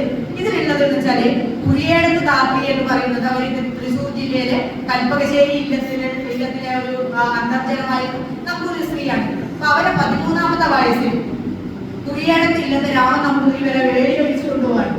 അപ്പൊ അവിടെ ചെന്നെത്തിയതിനു ശേഷം അവർ ഒരുപാട് ലൈംഗികമായ ഒരുപാട് പീഡനങ്ങൾ ഇവർ അനുഭവിച്ചു. അതിന്റെ ഒരു പ്രതികാരമായിട്ട് കുറിയെടുത്ത് ചെയ്തത് നിരവധി പുരുഷന്മാരുമായിട്ട് ബന്ധപ്പെടുകയാണ് ചെയ്തത്. അങ്ങനെ അടുക്കള ദോഷം ആരോപിച്ചു. അടുക്കള ദോഷം നിങ്ങൾ കേട്ടിട്ടുണ്ടാവുമല്ലോ, ശങ്കരാചാര്യന്റെ അമ്മയൊക്കെ അടുക്കള ദോഷം ആരോപിച്ചതാണ്. അപ്പൊ അടുക്കള ദോഷം എന്ന് പറഞ്ഞാൽ പരപുരുഷബന്ധം പാടില്ല, അതാണ് നമ്മൾ നേരത്തെ പറഞ്ഞത്. അപ്പൊ ഈ പരപുരുഷബന്ധം ആരോപിച്ച് താത്രിയെ സ്മാർത്ത വിചാരം ചെയ്യുകയാണ്. അപ്പൊ സ്മാർത്ത വിചാരം എങ്ങനെയാന്ന് പറഞ്ഞാല്, നമ്പൂതിരി സ്ത്രീകൾക്ക് ഇങ്ങനെ പരപുരുഷബന്ധം ഉണ്ടെങ്കിൽ അവരെ ഒരു നമ്പൂതിരി ശ്രേഷ്ഠനും അദ്ദേഹത്തിന് കുറച്ച് അനുയായികളൊക്കെ വന്ന് നമ്മളൊരു സിനിമയുണ്ട്, പര്യടനം എന്ന് പറഞ്ഞൊരു സിനിമയുണ്ട്. മാടമ്പി പറഞ്ഞിട്ട് ഒരു നോവൽ കൂടിയുണ്ട്. അപ്പം അങ്ങനെ ഇവരെ വിചാരണ ചെയ്യാണ്. ഈ വിചാരണ ചെയ്യപ്പെടുന്ന സ്ത്രീയെ വിളിക്കുന്ന സാധനം എന്നാണ്. ഇവരെ പ്രത്യേകം കിട്ടി ഒരിക്കലും ചെറിയൊരു പുരയിൽ താമസിപ്പിച്ചിട്ട് ദാസി മുഖേന ഇവരോട് ചോദ്യങ്ങൾ ചോദിക്കാം. അങ്ങനെ ചോദ്യം അപ്പൊ ഇതിലൊരു വളരെ രസകരമായിട്ടുള്ള ഒരു കാര്യം എന്ന് പറയുന്നത്, ഈ സ്മാർത്ത വിചാരണ ചെയ്യാൻ വേണ്ടിയിട്ട് കുറിയെഴുത്താക്കി ചെയ്യാൻ അവര് തന്നെയാണ് അതിനുള്ള വഴിയൊരുക്കുന്നത്. അതായത് അങ്ങനെ ഇവര് തന്നെയാണ് അതിന് വേണ്ടിയിട്ട് മുന്നിട്ടിറങ്ങിയത്. അങ്ങനെ ഇവരെ സ്മാർത്ത വിചാരണ ചെയ്യുകയാണ്. ചെയ്യാൻ തുടങ്ങിയപ്പോൾ ഇവരുമായിട്ട് ബന്ധപ്പെട്ട പുരുഷന്മാരെ കണക്ക് ചോദിക്കാണ് സ്മാർത്തൻ. അപ്പൊ ഇവര് പറഞ്ഞ് നാട്ടിലെ പ്രമാണിമാരെ അങ്ങനെ 65ഓളം പുരുഷന്മാരെ പേര് പറഞ്ഞതാണ്. നിങ്ങൾ ആലോചിച്ചോക്കെ 65ഓളം പുരുഷന്മാരെ പേര് പറഞ്ഞപ്പോഴേ അത് വെറുതെ പറയണ്ട, വെറുതെ ആരോപണമായിട്ട് പറയുന്നല്ല, അവര് കൊടുത്ത ഓരോ പുരുഷനും ഇവർക്ക് കൊടുത്ത സമ്മാനങ്ങൾ സഹിതമാണ് ഇവർ പറയുന്നത്. കൂടാതെ അവരുടെ പുരുഷന്മാരുടെ രഹസ്യ ഭാഗങ്ങളിലുള്ള ചില അടയാളങ്ങൾ സഹിതമാണ് ഇവർ പറയുന്നത്. വെറുതെ തെളിവോടുകൂടിയാണ് ഇവർ പറയുന്നത്. അങ്ങനെ 65 പുരുഷന്മാരുടെ പേര് പറഞ്ഞതാണ് കഥ. അപ്പൊ പിന്നെ പറയാൻ പോകുന്ന പേര് കൊച്ചി രാജാവിൻ്റെതാണോ എന്നൊരു സംശയം വരുവാണ്. അങ്ങനെ സ്മാർത്തം പറഞ്ഞു മതി അങ്ങനെ സ്മാർത്ത വിചാരണ അവസാനിപ്പിക്കുകയാണ് ചെയ്യുന്നത്. പിന്നെ ഇതിലുണ്ടായെന്ന് വെച്ചാല് ഇതിന്റെ അവസാനം ഈ 65 പേരെയും കുറിയെഴുത്തുകാരിയെയും ഭ്രഷ്ട് കൽപ്പിച്ച് പുറത്താക്കുന്നു. സമൂഹത്തിൽ നിന്ന് പുറത്താക്കി. ഇന്നത്തെ പോലെ അല്ലാട്ടോ, ഇന്നത്തെ പോലെ പുരുഷൻ രക്ഷപ്പെടുന്നില്ല. സ്ത്രീയോടൊപ്പം തന്നെ പുരുഷനെയും സ്മാർത്ത വിചാരണ ചെയ്ത് പുറത്താക്കുകയാണ് ചെയ്തത്. ഇങ്ങനെ പുറത്താക്കി അതിനൊരു പ്രധാനി ഒരുപാട് പേര് ഒരാളെ മാത്രം പറയുന്നത്. അതിൽ പ്രധാനി കാവുന്നൽ ശങ്കരപ്പണിക്കർ എന്ന് പറയുന്ന ഒരാളാണ്. അദ്ദേഹത്തിന്റെ കഥകളി ആശാനാണ്. അദ്ദേഹത്തിന്റെ പിന്നീടുള്ള ജീവിതം വളരെ ദയനീയമായിരുന്നു. അദ്ദേഹത്തിന്റെ അമ്പലത്തിലാണ് സാധാരണ കഥകളിലൊക്കെ ആടുന്നത്. ഇദ്ദേഹത്തിന് ഈ പ്രശ്നം കഴിഞ്ഞതോടുകൂടി ഇദ്ദേഹത്തിന് അമ്പലത്തിന് വേദി കിട്ടാതെ അമ്പലത്തിന്റെ കഥകളി വിളിക്കില്ലല്ലോ. അങ്ങനെ പ്രശ്നമായി. അദ്ദേഹത്തിന്റെ അവസാന കാലത്തൊക്കെ വളരെ ദുഃഖിതരായിട്ടൊക്കെയാണ് മരിച്ചത്. അദ്ദേഹത്തിന്റെ ബ്രദർ ഉണ്ടായിരുന്നു കാവുന്നൽ രാവുണ്ണി പണിക്കർ എന്ന് പറഞ്ഞാൽ ഒരുപാട് പേരുണ്ട്. അപ്പൊ താത്രിയുടെ ജീവിതത്തിനെ കുറിച്ച് പിന്നെ പറയുന്നത്, ഇവരെ ഭ്രഷ്ട് കൽപ്പിച്ച് പുറത്താക്കിയപ്പോൾ ഇവര് ക്രിസ്തുമതം സ്വീകരിച്ചു എന്നും ഒരു ക്രിസ്ത്യാനിയെ വിവാഹം കഴിച്ചു എന്നൊക്കെയാണ് കഥ. ഇവര് മദ്രാസിലേക്ക് പോയിരുന്നു. പിന്നെ അവർക്കൊരു കുട്ടി ഉണ്ടായി. ആ കുട്ടിയുടെ മകളുടെ മകളാണ് നമ്മുടെ സിനിമ കണ്ട് ഷീല എന്നൊക്കെ പറയുന്നുണ്ട്. അത് എനിക്ക് കൃത്യമായിട്ട് അറിയില്ല. ഷീല അതിനെ പിന്നീട് ഇരുത്താൻ പിന്നെ നിഷേധിച്ചു എന്നുള്ള ഒരു കഥ ഇവിടെ കേൾക്കുന്നുണ്ട്. ഞാൻ അതല്ല, എന്റെ പോയിന്റ് ഇങ്ങനെയാണ്. കുറിയെഴുത്ത് താത്രി ചെയ്തത് സ്വന്തം ശരീരം കൊണ്ട് പുരുഷാധിപത്യത്തിനെതിരെ കലഹിച്ച കേരളത്തിലെ ആദ്യത്തെ സ്ത്രീയാണ്. അല്ലെ, കേരളത്തിലെ സ്ത്രീ വിമോചന പ്രസ്ഥാനത്തിന്റെ നെടുന്തൂണായിട്ടാണ് നമ്മൾ കുറിയെഴുത്ത് താത്രിയെ കണക്കാക്കുന്നത്. സ്വന്തം ശരീരം കൊണ്ടാണ് അവർ പുരുഷാധിപത്യത്തോട് കലഹിച്ചത്. ഇതിൽ അന്നത്തെ പത്രങ്ങളിൽ അന്നത്തെ ഒരു പ്രധാന പത്രം ഉണ്ടായിരുന്ന മലയാള മനോരമയാണ്. അപ്പൊ മലയാള മനോരമയിൽ വന്നൊരു വാർത്തയുണ്ട്. ഈ 1905 ജൂൺ 7 വന്നൊരു വാർത്ത കൊടുത്തിരിക്കുന്നത് എങ്ങനെയാണ്, ഈ 65 പേര്, ഇതിൽപ്പെട്ട 65 പേരുണ്ടല്ലോ, അവര് തിരിച്ച് ഈ സാധനത്തിനോട് സാധനത്താണ് വിളിക്കുന്നത്, സാധനത്തിനോട് തിരിച്ച് ചോദ്യങ്ങൾ ചോദിക്കുകയാണ്. നിങ്ങൾ എങ്ങനെയാണ് ഞങ്ങളെ ഇങ്ങനെ പറയുന്നത് ചോദ്യം ചോദിക്കുമല്ലോ. അപ്പൊ പറയുന്നത് ഈ പുതിയ സാധനം ഒരു ബാലിസ്റ്ററൊക്കെ വരെയാണ് അവർക്ക് മറുപടി കൊടുത്തത്. അതായത് അവർ അത്ര ആസൂത്രിതമായിട്ടാണ് കാര്യങ്ങൾ നടത്തുന്നത് തെളിയിക്കുന്നത്. അങ്ങനെയുള്ള ഒരു സ്ത്രീ ചരിത്രം കേരളത്തിലുണ്ട് എന്ന് പറയാനാണ് ഞാൻ ശ്രമിക്കുന്നത്. അപ്പൊ ഞാൻ പറഞ്ഞു വരുന്നത്, ഇങ്ങനെയൊക്കെയുള്ള സ്ത്രീ ചരിത്രം ഉണ്ടാകുമ്പോഴും നമ്മളെ സ്ത്രീകളെയൊന്നും നമ്മൾ എന്തുകൊണ്ടാണ് ചരിത്രത്തിൽ കാണാതെ പോയത്? അതിന് ഞാനൊരു ഉദാഹരണം പറഞ്ഞിട്ട് അവസാനിപ്പിക്കാം. അതിൽ ഏറ്റവും കൂടുതലായിട്ട് നമ്മൾ ഓർമ്മിക്കേണ്ട ഒരു പേരുണ്ട്. അത് ദാക്ഷായണി വേലായുധനാണ്. എന്റെ മാഷ് അതിന്റെ ഭരണഘടനയെ കുറിച്ച് പറഞ്ഞു. അപ്പൊ അതിൽ പറയുന്നത്, ദാക്ഷായണി വേലായുധൻ എന്ന് പറയുമ്പോൾ എല്ലാവരും കേട്ടിട്ടുണ്ടാവില്ല. ദാക്ഷായണി വേലായുധൻ ഈ ഭരണഘടനാ നിർമ്മാണ സഭയിലെ കോൺസ്റ്റിറ്റ്യൂന്റ് അസംബ്ലിയിലെ 389 അംഗങ്ങളിലെ 15 സ്ത്രീകളാണ് ഉണ്ടായിരുന്നത്. ആ 15 സ്ത്രീകളിൽ ഒരേ ഒരു ദളിത് സ്ത്രീയായിരുന്നു ദാക്ഷായണി വേലായുധൻ. അവര് നമ്മുടെ കൊച്ചിയിലെ മുളവുകാടുള്ള പ്രദേശത്തുകാരിയാണ്. അവരുടെ വേറൊരു പ്രസക്തി എന്ന് പറയുന്നത്, ഈ 389 അംഗങ്ങളിൽ ഏറ്റവും പ്രായം കുറഞ്ഞ അംഗമായിരുന്നു ദാക്ഷായണി വേലായുധൻ. അവർ 1945 അവർ മഹാരാജാസ് കോളേജിലൊക്കെ പഠിച്ചാണ്. അതിന്റെ വലിയ ചരിത്രമൊക്കെ ഞാനൊന്നും പറയുന്നില്ല. 1945 കൊച്ചി നിയമസഭയിലേക്ക് തെരഞ്ഞെടുക്കപ്പെട്ടു. അവിടെ അവരൊരു ഐക്യത്തിനെതിരെയൊക്കെ വളരെ ശക്തമായിട്ട് പ്രവർത്തിച്ചു. പിന്നെ അത് കഴിഞ്ഞ് 1946 മുതൽ 52 വരെ നമ്മുടെ ഈ കോൺസ്റ്റിറ്റ്യൂന്റ് അസംബ്ലിയിലും നമ്മുടെ പ്രൊവിഷണൽ ഗവൺമെന്റിലും ആദ്യത്തെ താൽക്കാലിക ഗവൺമെന്റിലൊക്കെ അവർ അംഗമായിരുന്നു. പക്ഷെ നമ്മൾ ആരും എന്തുകൊണ്ടാണ് ദാക്ഷായണി വേലായുധനെ കേൾക്കാതെ പോയത്? നിങ്ങൾ ആലോചിച്ചു. അന്ന് അവരോടൊപ്പം ഉണ്ടായിട്ട് ഒരുപാട് പേര് നേരത്തെ മാസത്തിൽ സരോജിനായിട്ടുണ്ട്. നമുക്ക് എല്ലാവർക്കും അറിയാം. ആനി മസ്ലിനുണ്ട്, കേരളത്തിൽ നിന്നുള്ള ആളായിരുന്നു. അവരെ നമുക്ക് എല്ലാവർക്കും അറിയാം. അവര് പിന്നീട് തിരുവച്ചു മന്ത്രിസഭയിലെ മന്ത്രിയായിരുന്നു, വൈദ്യുതി മിനിസ്റ്റർ ആയിരുന്നു. പക്ഷെ ദാക്ഷായണി വേലായുധനുള്ള പേര് എവിടെയും നമ്മൾ കേൾക്കുന്നില്ല. എന്തുകൊണ്ടാണ് ഞാൻ കേൾക്കാതെ പോയി? നിങ്ങൾ ആലോചിച്ചു. ഇത് പറയുമ്പോഴാണ് ദാക്ഷായണി വേലായുധനെ കുറിച്ച് പഠനങ്ങൾ ഈ അടുത്ത കാലത്താണ് വരാൻ തുടങ്ങിയത് തന്നെ. അവരുടെ മകളുണ്ട് മീരാ വേലായുധൻ, അവർ കുറച്ച് അതിനെ കുറിച്ചുള്ള പഠനം, അമ്മയെ കുറിച്ചുള്ള പഠനങ്ങളൊക്കെ പുറത്തു വന്നപ്പോഴാണ് നമ്മൾ ദാക്ഷായണി വേലായുധൻ എന്ന പേര് ചരിത്രത്തിൽ കേൾക്കാൻ തുടങ്ങിയതാണ്. ഇതിൽ ഈ സമയത്ത് എനിക്ക് ഓർമ്മ വരുന്ന ഒരു പേരുണ്ട്, ഒരു സ്വീഡിഷ് എഴുത്തുകാരുണ്ട് സാറാ സ്ട്രെസ്ബർഗ്. അവർ പറയുന്നുണ്ട്, വ്യക്തികളെ കുറിച്ചുള്ള സമൂഹത്തിന്റെ ഓർമ്മയ്ക്ക് ഒരു 1-2 തലമുറയുടെ ആയുസ് മാത്രമേ ഉണ്ടാവൂ എന്ന് പറയുന്നുണ്ട്. അതായത് വ്യക്തികളെ കുറിച്ചുള്ള സമൂഹത്തിന്റെ ഓർമ്മയ്ക്ക് 1-2 തലമുറയുടെ ആയുസേ ഉണ്ടാവും.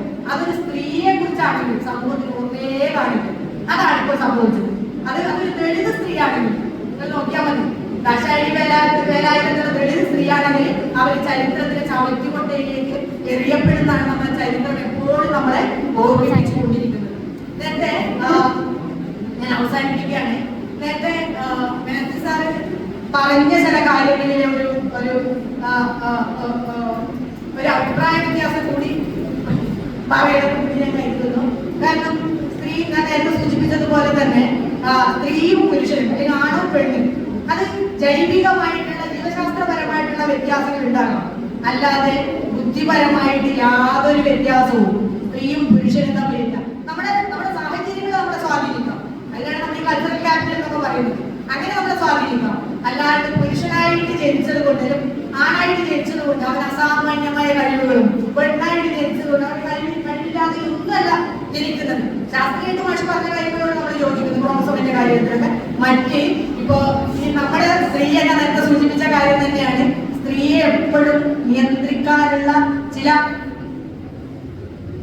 ബ്രാഹ്മണ്യത്തിന്റെ ചില പ്രത്യയശാസ്ത്ര ഉപകരണങ്ങളാണ് നമ്മൾ ഈ പറയുന്ന മാതൃത്വം. സ്ത്രീക്ക് ഭയങ്കര ദയവാണ്, സ്ത്രീ ഭയങ്കര കാരുണ്യമുള്ളവളാണ്, ഇതൊക്കെ നമ്മളിങ്ങനെ ഘോഷിക്കും. സ്ത്രീക്ക് കാരുണ്യം മാത്രമല്ല, സ്ത്രീക്ക് ക്രൂരതയുണ്ട്. എന്ത് ക്രൂരതയില്ലാണ്ട് ഇഷ്ടംപോലെ ക്രൂരതയ്ക്ക് ഉദാഹരണങ്ങളുണ്ട്. അങ്ങനെ ക്രൂരതയും ദയവൊന്നും ഒരാൾ ഏകപക്ഷീയമായ ഒരു സംഭവമേ അല്ല. അത് സ്ത്രീക്ക് മാത്രമായിട്ടുള്ളതല്ല. അത് നമ്മൾ സ്ത്രീയെ ഒതുക്കി നിർത്താൻ വേണ്ടിയിട്ട് അവൾക്ക് കൽപ്പിച്ചു കൊടുത്ത ചില സംഭവങ്ങൾ മാത്രമാണ് നമ്മുടെ പെൺകുട്ടികൾ തിരിച്ചറിയണം. അതോടൊപ്പം നമ്മൾ ആൺകുട്ടികൾ അത് മനസ്സിലാക്കണം എന്നാണ് എനിക്ക് പറയാനുള്ളത്. ഇപ്പൊ ഞാനതിന്റെ ഒരു ഉദാഹരണം പറയാം. വൈദവ്യം എന്ന് പറയുന്നത് ഇപ്പം സ്ത്രീകളെ നിയന്ത്രിക്കാൻ വേണ്ടി ബ്രാഹ്മണ പുരുഷാധിപത്യം കൊണ്ടുവന്ന ഒരു പ്രധാനപ്പെട്ട ടൂളാണ് ഇപ്പൊ വൈദവ്യം എന്ന് പറയുന്നത്. അതായത് ഈ ബ്രാഹ്മണ സ്ത്രീകളൊക്കെ, നമ്പൂരി സ്ത്രീകളൊക്കെ ഭർത്താവ് മരിച്ചു കഴിഞ്ഞാൽ അവർക്ക് ജീവിതം തീർന്നു, ഭർത്താവിന് അസ്തിത്വമില്ല. അതുകൊണ്ടാണ് നമ്മുടെ നാട്ടിലൊക്കെ നിങ്ങൾ ഇപ്പോഴും ആലോചിച്ച് നോക്കിയാൽ എല്ലാവരും വിളിക്കുന്നത് എങ്ങനെയായിരുന്നു? ഇന്നാളുടെ മകള്. എന്നെയൊക്കെ പണ്ട് കുഞ്ഞപ്പണ്ണിന്റെ മരുമോൾ എന്നാണ് പറയാം. എനിക്ക് ഐഡന്റിറ്റി ഉണ്ടായിരുന്നു. എങ്ങനെയാണ് നമ്മുടെ നാട്ടിൽ പറയാം? ഇന്നാളുടെ മരുമകള് അല്ലെ ഇന്നവളുടെ മകള്. നമ്മുടെ അമ്മയോ അല്ലെങ്കിൽ വേറെ ആരും നമ്മുടെ ആ ഒരു പരിസരത്തേ ഉണ്ടാവും. നമ്മളെപ്പോഴും ആരുടെ അച്ഛന്റെയോ അമ്മാവന്റെയോ ഒക്കെ ഐഡന്റിറ്റിയിലാണ് നമ്മൾ അറിയപ്പെടുക. അതന്നെയാണ് പുരുഷാധിപത്യം എന്ന് പറയുന്നത്. അപ്പോ നമ്മൾ അങ്ങനെയല്ല, നമ്മുടെ ഒരു വ്യക്തികളായിട്ട്, നമ്മൾ സ്വതന്ത്ര വ്യക്തികളായിട്ട് നിലനിൽക്കാനുള്ള ശേഷിയാണ് ഓരോ പെൺകുട്ടിയും ആർജിച്ചെടുക്കേണ്ടതെന്നാണ് എനിക്ക് ഈ ഒരു അവസരത്തിൽ പറയാനുള്ളത്. അപ്പൊ ഞാൻ ഈ വൈദവ്യത്തിന്റെ ഒരു കാര്യം കൂടെ പറയട്ടെ. വൈദവ്യം എത്ര ഒരു വ്യക്തിയെ ഭർത്താവില്ലെങ്കിൽ അവളെ ആ ഉമാനക്രമത്തിൽ വിശേഷിപ്പിക്കുന്നത് വൈദവ്യം എന്ന് പറഞ്ഞാൽ ഒരു social death of A woman. സ്ത്രീകളുടെ സാമൂഹ്യ മരണമാണ്. സ്ത്രീകൾക്ക് അസ്തിത്വമില്ല. സ്ത്രീ പിന്നെ ജീവിക്കുന്നത് എന്ന് വെച്ചാൽ മരിക്കാൻ വേണ്ടി ജീവിക്കുക. കുറച്ച് ഭക്ഷണമൊക്കെ കഴിച്ച് അല്പം ഭക്ഷണം കഴിച്ച് വെള്ള വസ്ത്രം മാത്രം ധരിച്ച് നമ്മൾ ഹിന്ദി സിനിമയിലൊക്കെ കാണുമല്ലോ. കുപ്പി വെള്ളമൊക്കെ തച്ചുടച്ച് മുടിയൊക്കെ മുണ്ടനം ചെയ്ത് അല്ലെ, ചുവന്ന ഡ്രസ്സൊന്നും ധരിക്കാൻ വേണ്ട വെള്ള വസ്ത്രം ധരിച്ച് അങ്ങനെ സ്ത്രീ ലൈംഗികതയെ മുഴുവനായിട്ട് നിഷേധിച്ചുകൊണ്ടാണ് ഈ ഒരു ബ്രാഹ്മണ പ്രത്യയശാസ്ത്രം പ്രവർത്തിക്കുന്നത്. ഞാൻ അതിന്റെ വിശദാംശങ്ങളിലേക്ക് കടക്കുന്നില്ല. അപ്പൊ ഞാൻ പറഞ്ഞു വരുന്നത് ഈ ഒരു ഇന്ന് നമ്മളിൽ ഒരുപാട് മാറ്റങ്ങൾ, നമ്മുടെ ഈ പ്രത്യയശാസ്ത്രങ്ങളെ കുറിച്ചുള്ള ചിന്തകള്, വേറിട്ട വായനകളൊക്കെ ലോകമെമ്പാടും നമ്മുടെ സമൂഹത്തിൽ നടക്കുന്നുണ്ട്. ഇതിനൊക്കെ ബ്രേക്ക് ചെയ്യാൻ വേണ്ടി നമ്മുടെ പെൺകുട്ടികളും ആൺകുട്ടികളും തയ്യാറാവുന്നുണ്ട്. പക്ഷെ പലപ്പോഴും നമ്മുടെ വീടുകള് ഈ ഒരു ഈ പാട്രിയാർക്കിയുടെ കേന്ദ്രങ്ങളായിട്ടാണ് നമ്മൾ കാണുന്നത്. താല്പര്യമായിട്ട് പെൺകുട്ടികൾ വീട് വിട്ടുപോയ സ്ഥിതിയൊക്കെ കഴിഞ്ഞ ദിവസം കണ്ടു അല്ലെ. നമ്മളിലേക്ക് വളരെ സില്ലി ആയിട്ട് കാര്യത്തിലാണ്. കുട്ടികൾ മുടി പിടിക്കണം, വളരെ ഫാഷനബിൾ ആയിട്ട് നടക്കണം, അത് വീട്ടിൽ അനുവദിക്കുന്നില്ല. കുട്ടികൾ പുറത്തു പോയി ഇതാണ് സംഭവിക്കുന്നത്. പക്ഷെ ഇന്ന് ഈ ഒരു നമ്മുടെ ഒരു നാഷണൽ ക്രൈം റെക്കോർഡ്സ് ബ്യൂറോയുടെ കണക്കൊക്കെ നോക്കുമ്പോൾ അന്തം വിട്ടു പോകും. ഒരുപാട് കേരളത്തിൽ പോലും നമ്മൾ ഏറ്റവും കൂടുതൽ സ്ത്രീ വിദ്യാഭ്യാസം നേടിക്കഴിഞ്ഞു നമ്മുടെ ഗവൺമെന്റ് കോളേജുകളിലൊക്കെ പെൺകുട്ടികളാണ് കൂടുതൽ. അപ്പൊ ഞാനുള്ള എന്റെ കോളേജിൽ 2500 കുട്ടികളില് 80% പെൺകുട്ടികളാണ്. ഇവിടെ ഈ പെൺകുട്ടികളാണ് കൂടുതൽ മനസ്സിലാകുന്നത്. അപ്പം ഇത്രയും സ്ത്രീ വിദ്യാഭ്യാസം ഏറ്റവും പുരോഗതി നേടിയിട്ടും എന്തുകൊണ്ടാണ് സ്ത്രീകൾക്കെതിരെയുള്ള അക്രമങ്ങൾ വയലൻസ് കൂടുതലായി വരുന്നത്? നിങ്ങൾ ആലോചിച്ചു, എന്തുകൊണ്ടായിരിക്കുന്നത്? നമ്മൾ ആലോചിക്കേണ്ട കാര്യമാണ്. ഇന്ന് ഈ അന്താരാഷ്ട്ര വനിതാ ദിനത്തിന്റെ പരിപാടിയിലൊക്കെ നമ്മൾ ഏറ്റവും കൂടുതൽ ചർച്ച ചെയ്യേണ്ട ഒരു കാര്യം, ഞാൻ നേരത്തെ പറഞ്ഞു വന്ന നാഷണൽ ക്രൈം റെക്കോർഡ് ബ്യൂറോയുടെ കണക്ക് പ്രകാരം തന്നെ ഏറ്റവും കൂടുതൽ 177 രാജ്യങ്ങൾ എടുക്കുമ്പോൾ സ്ത്രീ സൗഹൃദത്തിന്റെ സ്ഥാനത്ത് ഇന്ത്യക്ക് 128ാം സ്ഥാനം മാത്രമേ ഉള്ളൂ. നിങ്ങൾ ആലോചിച്ചോക്കെ, ഏറ്റവും കുറഞ്ഞ സ്ഥാനമാണ് ഇന്ത്യക്ക് ഉള്ളത്. അപ്പൊ ദിനം പ്രതി ഒരുപാട് കേസുകൾ, അതായത് ഓരോ മണിക്കൂറിൽ പെൺകുട്ടികൾ റേപ്പ് ചെയ്യപ്പെടുന്നതാണ്, പെൺകുട്ടികൾ തട്ടിക്കൊണ്ടുപോകൽ വിധേയരാകുന്നതാണ്. എന്തുകൊണ്ടാണ് ഇത് ഇപ്പോഴും നടന്നുകൊണ്ടിരിക്കുന്നത്? ഇതിന്റെ പ്രത്യക്ഷമായ ഉത്തരം എന്ന് പറയുന്നത് നമ്മൾ ജാതി നിലനിൽക്കുന്നത് പോലെ തന്നെ പാട്രിയാർക്കിയും അതിന്റെ സൂക്ഷ്മതലത്തിൽ നമ്മുടെ ഇന്ത്യയിൽ, നമ്മുടെ കേരളത്തിൽ, നമ്മുടെ സാമൂഹ്യ വ്യവസ്ഥയിൽ നിലനിൽക്കുന്നുണ്ട് എന്നുള്ളതാണ് ഇതിന്റെ ഉത്തരം. അത് ഇത്തരം വനിതാ ദിനാചരണങ്ങളിൽ ഈ 2025 വനിതാ ദിനത്തിന്റെ സന്ദേശം ഞാൻ നേരത്തെ സൂചിപ്പിച്ചതുപോലെ സ്ത്രീകൾക്കും പെൺകുട്ടികൾക്കും അവകാശങ്ങളും തുല്യതയ്ക്കും വേണ്ടിയുള്ള ശാക്തീകരണം എന്നാണ്. അപ്പൊ അത്തരത്തിലുള്ള ശാക്തീകരണം നേടിയെടുക്കാനും സ്ത്രീകൾക്ക് നേരെയുള്ള അതിക്രമങ്ങൾ ഇല്ലാതാക്കാനും അത്തരത്തിലുള്ള ചിന്ത നമ്മുടെ പുതിയ കുട്ടികൾ, പുതുതലമുറയിൽ ഉണ്ടാകാനും ഇത്തരം വനിതാ ദിനാചരണങ്ങൾ സഹായിക്കട്ടെ എന്ന് ആഗ്രഹിച്ചുകൊണ്ട്, ആശംസിച്ചുകൊണ്ട് ഈ പരിപാടിക്ക് വിളിച്ചതിലുള്ള സന്തോഷം ഒന്നുകൂടി അറിയിച്ചുകൊണ്ട് ഈ പരിപാടി ഉദ്ഘാടനം ചെയ്തു.